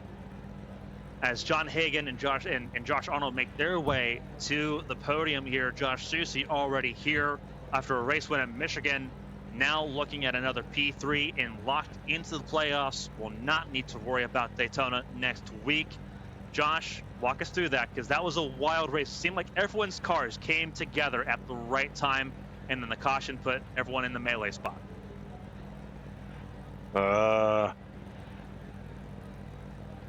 Not trying to be too critical, but man, that setup felt like absolute dog water. You had a couple of the guys up front that they figured it out and they could run it to their style, but everyone else, it was just a major struggle, especially if you weren't at the front of the field, or you get behind like a train of cars. You literally couldn't do anything. You know, like that end of the first stage, I was running 12th. Everyone was stacked up behind Gaiman.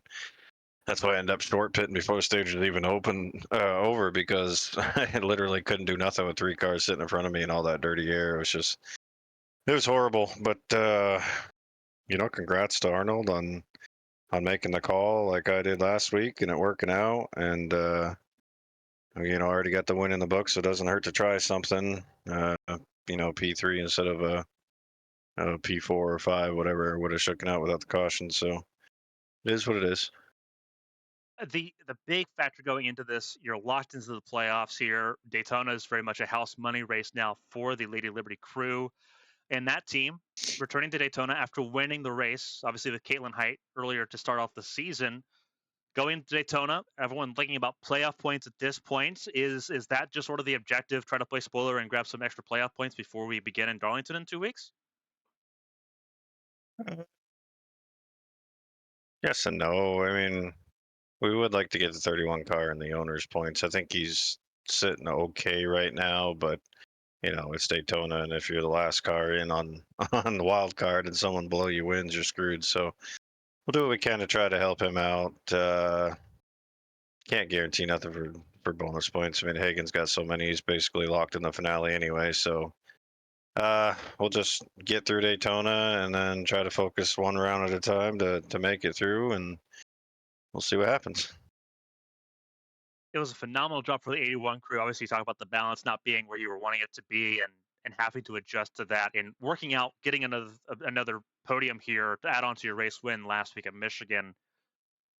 Before we let you go and let you celebrate, though, and enjoy the podium, and obviously everyone congratulating Josh Arnold after his first career win tonight. If there's anyone to shout and say thank you to, the floor is yours. We see a little bit of everything on your car, the John Cena throwback there, the Nitro on the car as well. But if there's anyone to shout and say thank you to, the floor is yours. Yeah, I mean, you know, as always, first and foremost, Nitro setups. Kind of wish we would have had one on the car tonight, but it is what it is. You know, everyone in the league showing up, struggling through this race together. And I guess it's easy to have a lot of green flag running when you can't pass people. And all my teammates at Gibney Racing and Lady Liberty, my childhood hero, John Cena. Hope I did you proud. And yeah, we'll show up at Daytona, throw caution to the wind, nothing to lose, and see how it shakes out. Phenomenal run by Josh Susie, one of the fastest cars at the end of that race, getting P3 here at the Brickyard. We'll see him again at Daytona. Josh, enjoy it, and we'll see you next week. Thank you. We'll move right along here to John Hagan, lap record holder here at Indianapolis, one spot shy of a race win that was an arguably deserved after leading so many laps of this race, John. But walk us through that one, because that was as close to a perfect race as you can get. And as we can see, not having that last little bit put together was all that mattered. I don't know what to say. I mean, stuff happens, I guess. I mean, we go ahead and drive stupid last week and have everybody complain about it, and then do the same thing this week and say, "Oh, I did nothing wrong." So it's once they start kicking people, that's when the stupid stuff won't happen. But otherwise, yeah, it was fun leading a whole bunch of laps and being in a position to win, and it just didn't fall our way at the end. Obviously, 78 laps led out of the 102 that ended up being completed here with that overtime result. The car clicked for you immediately. Pole position, and you really didn't look back. The only laps you didn't lead, other than the end of the race, was under pit stop sequence. What was it that made this car so good for the 97 crew today? Because we heard from Josh Susie, the Chevrolets were not happy going into the Brickyard this weekend, but the Toyotas, all of them, seemed to be really wired up. What was the difference there for you? I mean, you just gotta. This track really celebrates people who know how to drive on the edge and know how to make the car drive on the edge. Because if you're just sitting there cranking the wheel, oh, wheel won't turn, car won't turn, then obviously you'll blow off your tires and be slow. You just have to change how you approach it and change how you drive it. I was setting it on the right rear because I knew it was right front heavy, and the track temp helped with that too. With it being nice and hot, I didn't have to abuse the right rear to get it to sit on the right rear. So it was, I mean, set it, let it drive down the track off the corner, and just ride. Clean air helped a bunch too. Obviously, you're still looking for race wins, number 6 and 7. You're trying to break the record this season of the most wins in a singular season. You've got 5 already. You were locked in a while ago going into Daytona. Obviously, you've been locked into the playoffs here. It's just all about those extra bonus points to get into the playoffs there in Darlington in 3 weeks. It is Daytona, a race where the Ascent Racing cars are just going to hook up and just try to create a little bit of a breakaway, or what is the approach going into Daytona next week? For me, that's the last regular season race, right? Yeah. Yeah. I think I have the regular season points lead locked up anyways, so it's just going to be playoff points chasing. That comes with wins or stage wins, so that's going to be the goal. I mean, if you thought what happened there with 5 to go was stupid, wait till you see Daytona. That's all I got to say. Well, I can't really say it's stupid. We had 2 cautions in this race, and we only needed 1 overtime restart to get there. So I would definitely say a phenomenal race all around, all things considered there. With that being said, obviously a lot of people behind the Ascent Racing team help make the program all go around. You've been a big instrumental part of that team turning around in the HTL Cup Series. So if there's anyone you want to shout and say thank you to, the floor is yours. Congratulations on another podium, and again, hunting for a little bit of some record breaking here this season. Shout out Eli Sasic for putting me in this car and the rest of the Ascent crew. Shout out Team Conti, banger set as usual. It was awesome. Go get your sets there for your open setup needs. They're perfect. Shout out you, Carmen, and everybody else at ABN who works to put these on. And shout out Blake and Al for putting this league on. And yeah, thank you. Phenomenal job by John Hagan. Most laps led, P2 in the race following the gamble from Josh Arnold. We'll hear from him in just a moment. But John Hagan, your regular season champion, going for more playoff points in Daytona in 7 days' time. John, enjoy it. Thank you. That was John Hagan, our second place finisher, but now it's time for the man of the hour. For the first time in 60 race starts, Josh Arnold for Militia Racing Club gets to join his teammates as a race winner in the HTL Cup Series at the Brickyard of all places. Josh, you've had a chance to sort of digest the emotion and kind of process it all. You saw the entire community on the racetrack come around and congratulate you on that cool down lap. Walk us through the feeling, being able to grab your first race win and cement yourself in the playoffs here now as a race winner. Just what was that feeling like? Coming off turn 4, I think I woke up all the neighbors.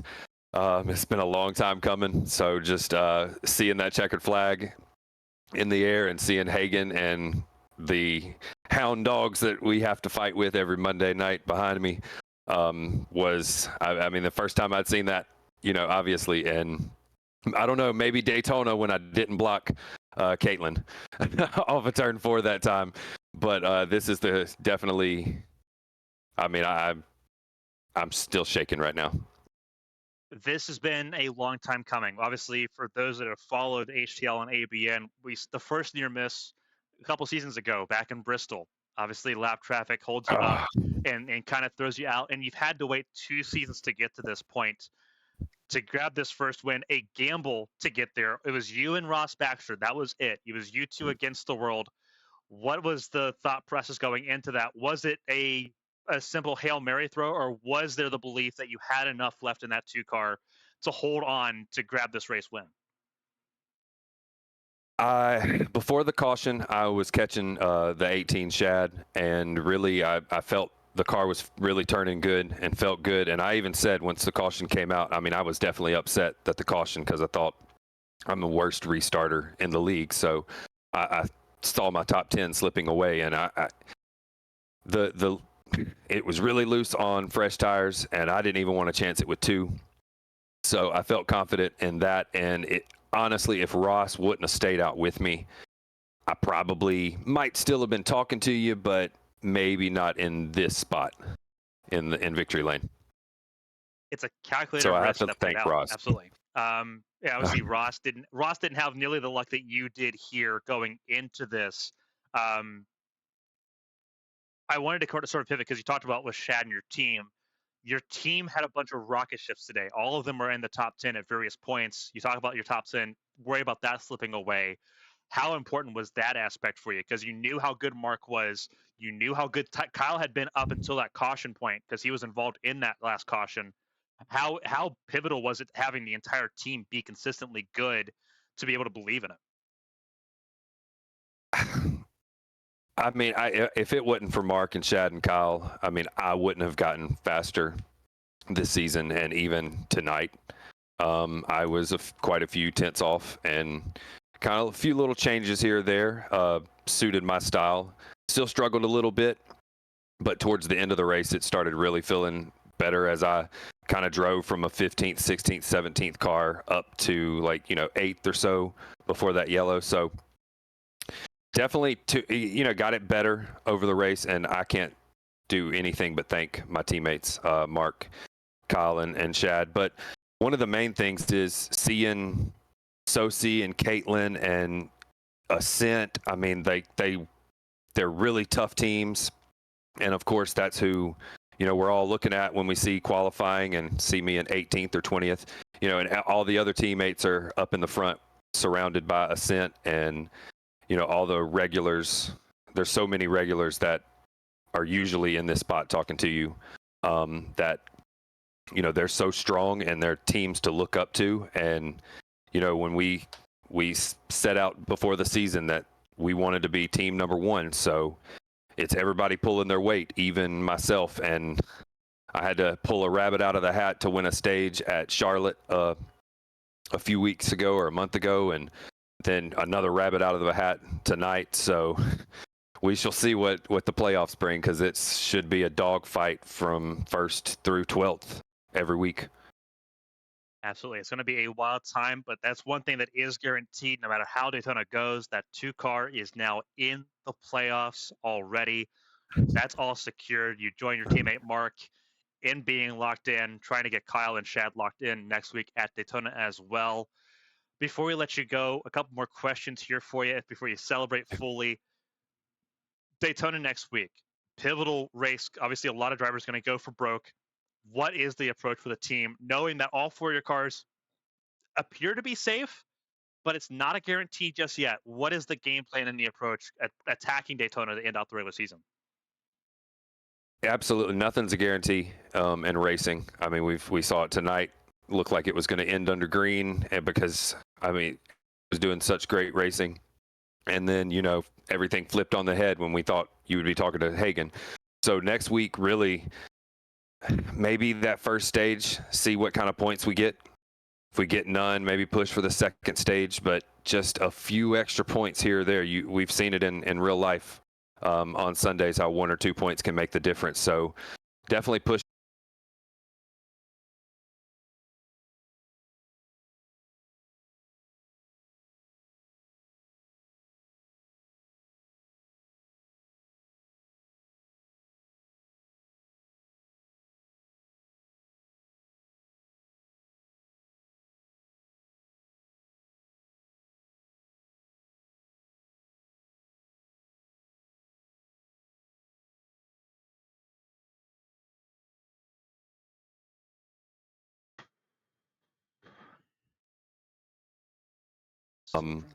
Hold on. Blake for the lead.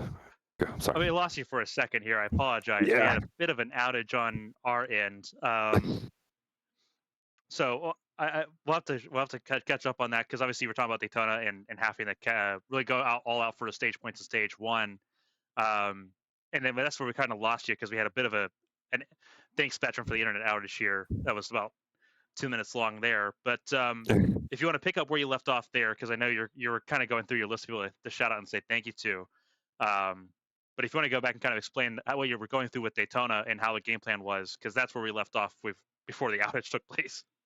Yeah, I said that we do really good in the stages, and maybe getting some points in the first stage will solidify, because we all know how much 1 or 2 points makes a difference in real life cup racing. But finishing where we run, we melt like hot butter in stage 3 and always finish double digits. So that is something that we're going to have to focus and work on, is getting the results that we usually fell out on at the plate tracks.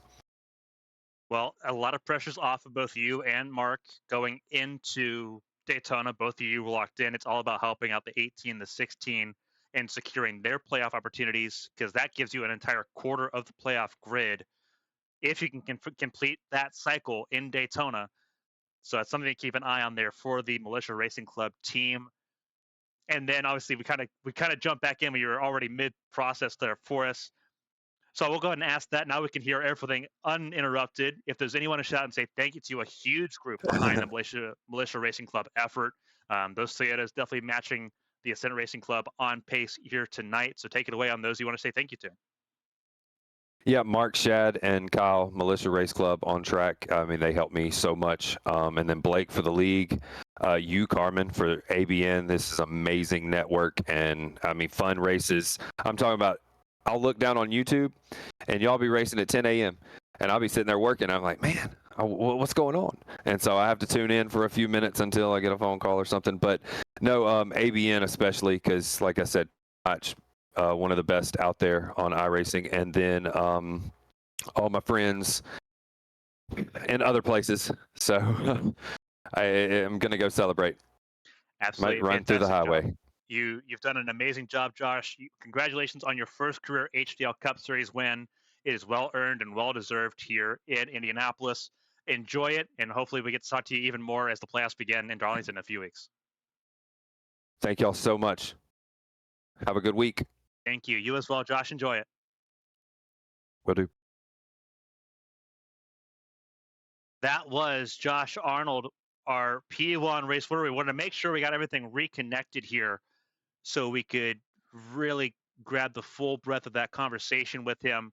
And again, I appreciate everyone sticking with us here as we went through that interruption there that we had with Spectrum Internet. Unfortunately, that just letting us go at the wrong time there. That being said, we are going to go ahead and jump through our full running order here at Daytona, here at Indianapolis, sorry, with Daytona coming up next week. So here's the full results. That's the points going into this race. My apologies. The results are right here. Josh Arnold, your race winner here in Indianapolis. A phenomenal race effort all the way through.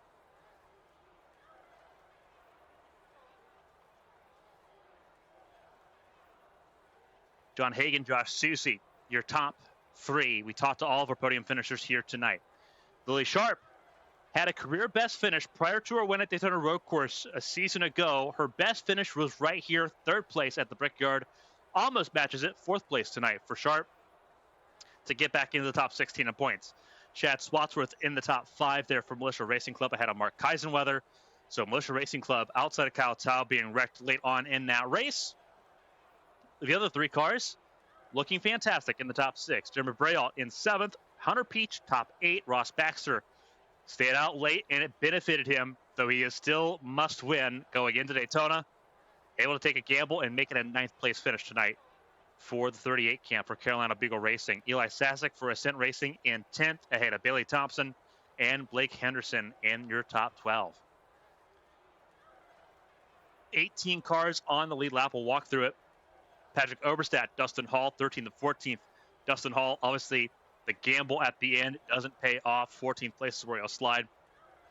But stage points will help alleviate that buffer a little bit for the one camp going into Daytona.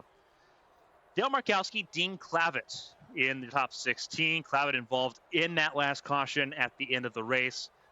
Ended up being down the 16th spot, was battling for the top 10 at that point when that caution came out. Gary Donaldson in 17th. Zach Apperson in 18th. Richard Odie in 19th. Your very last car on the lead lap. Elias Flores, Austin Mongold, Bren Roberts, Matthew Boone, all finishing this race. Kyle Taub not finishing the race, but not classified as a retirement due to how close to the end of the race he was at. He was 24th. Angel Santiago also not a retirement. Neither was David Mill Jr. Only 5 official retirements in this race, being that of Josh Gaiman, Hunter Whitlock, Yair Rodriguez, Callie Height, and Alfred Ding. And that'll do it from us here at Indianapolis. Upcoming races, bottom of your screen. It is Daytona International Speedway next Monday, the Coulter's Cards 400 from Daytona to end off the regular season. We're off Memorial Day, and then the playoffs begin with the Southern 500 at Darlington on June 2nd. It is throwback week next week at Daytona. A lot of throwback schemes taking place at Daytona. Some will run at Darlington because that's the traditional place for throwbacks, but in HTL, it's at Daytona. So we're going to see a lot of those next week. We hope you join us for that. Between now and Saturday, not a whole lot going on. There's going to be a lot more YouTube content, so subscribe to us on YouTube. A lot of YouTube videos, a lot of highlights, a lot of non-racing stuff going on YouTube. We got some video game playthroughs coming up here. Cyberpunk coming up later this week that we're excited for. Our ABN creative community has some videos coming out on YouTube as well. Saturday, though, doubleheader for racing. It is the VRR GT World Tour season finale in Montreal at 2 p.m. right here on Twitch. Also on Twitch at 8 p.m. on Saturday, it is the ARX High Octane Series from Chicagoland. A lot of fun racing coming up on the weekend. We hope you join us then. On behalf of everyone here for HTL, the HTL Cup Series, Team Conti, all of its partners, and everyone here at ABN Studios, thank you all so much for joining us here on ABN. Stay safe, stay healthy. We'll see you this weekend in Montreal and in Chicagoland. So long, everybody.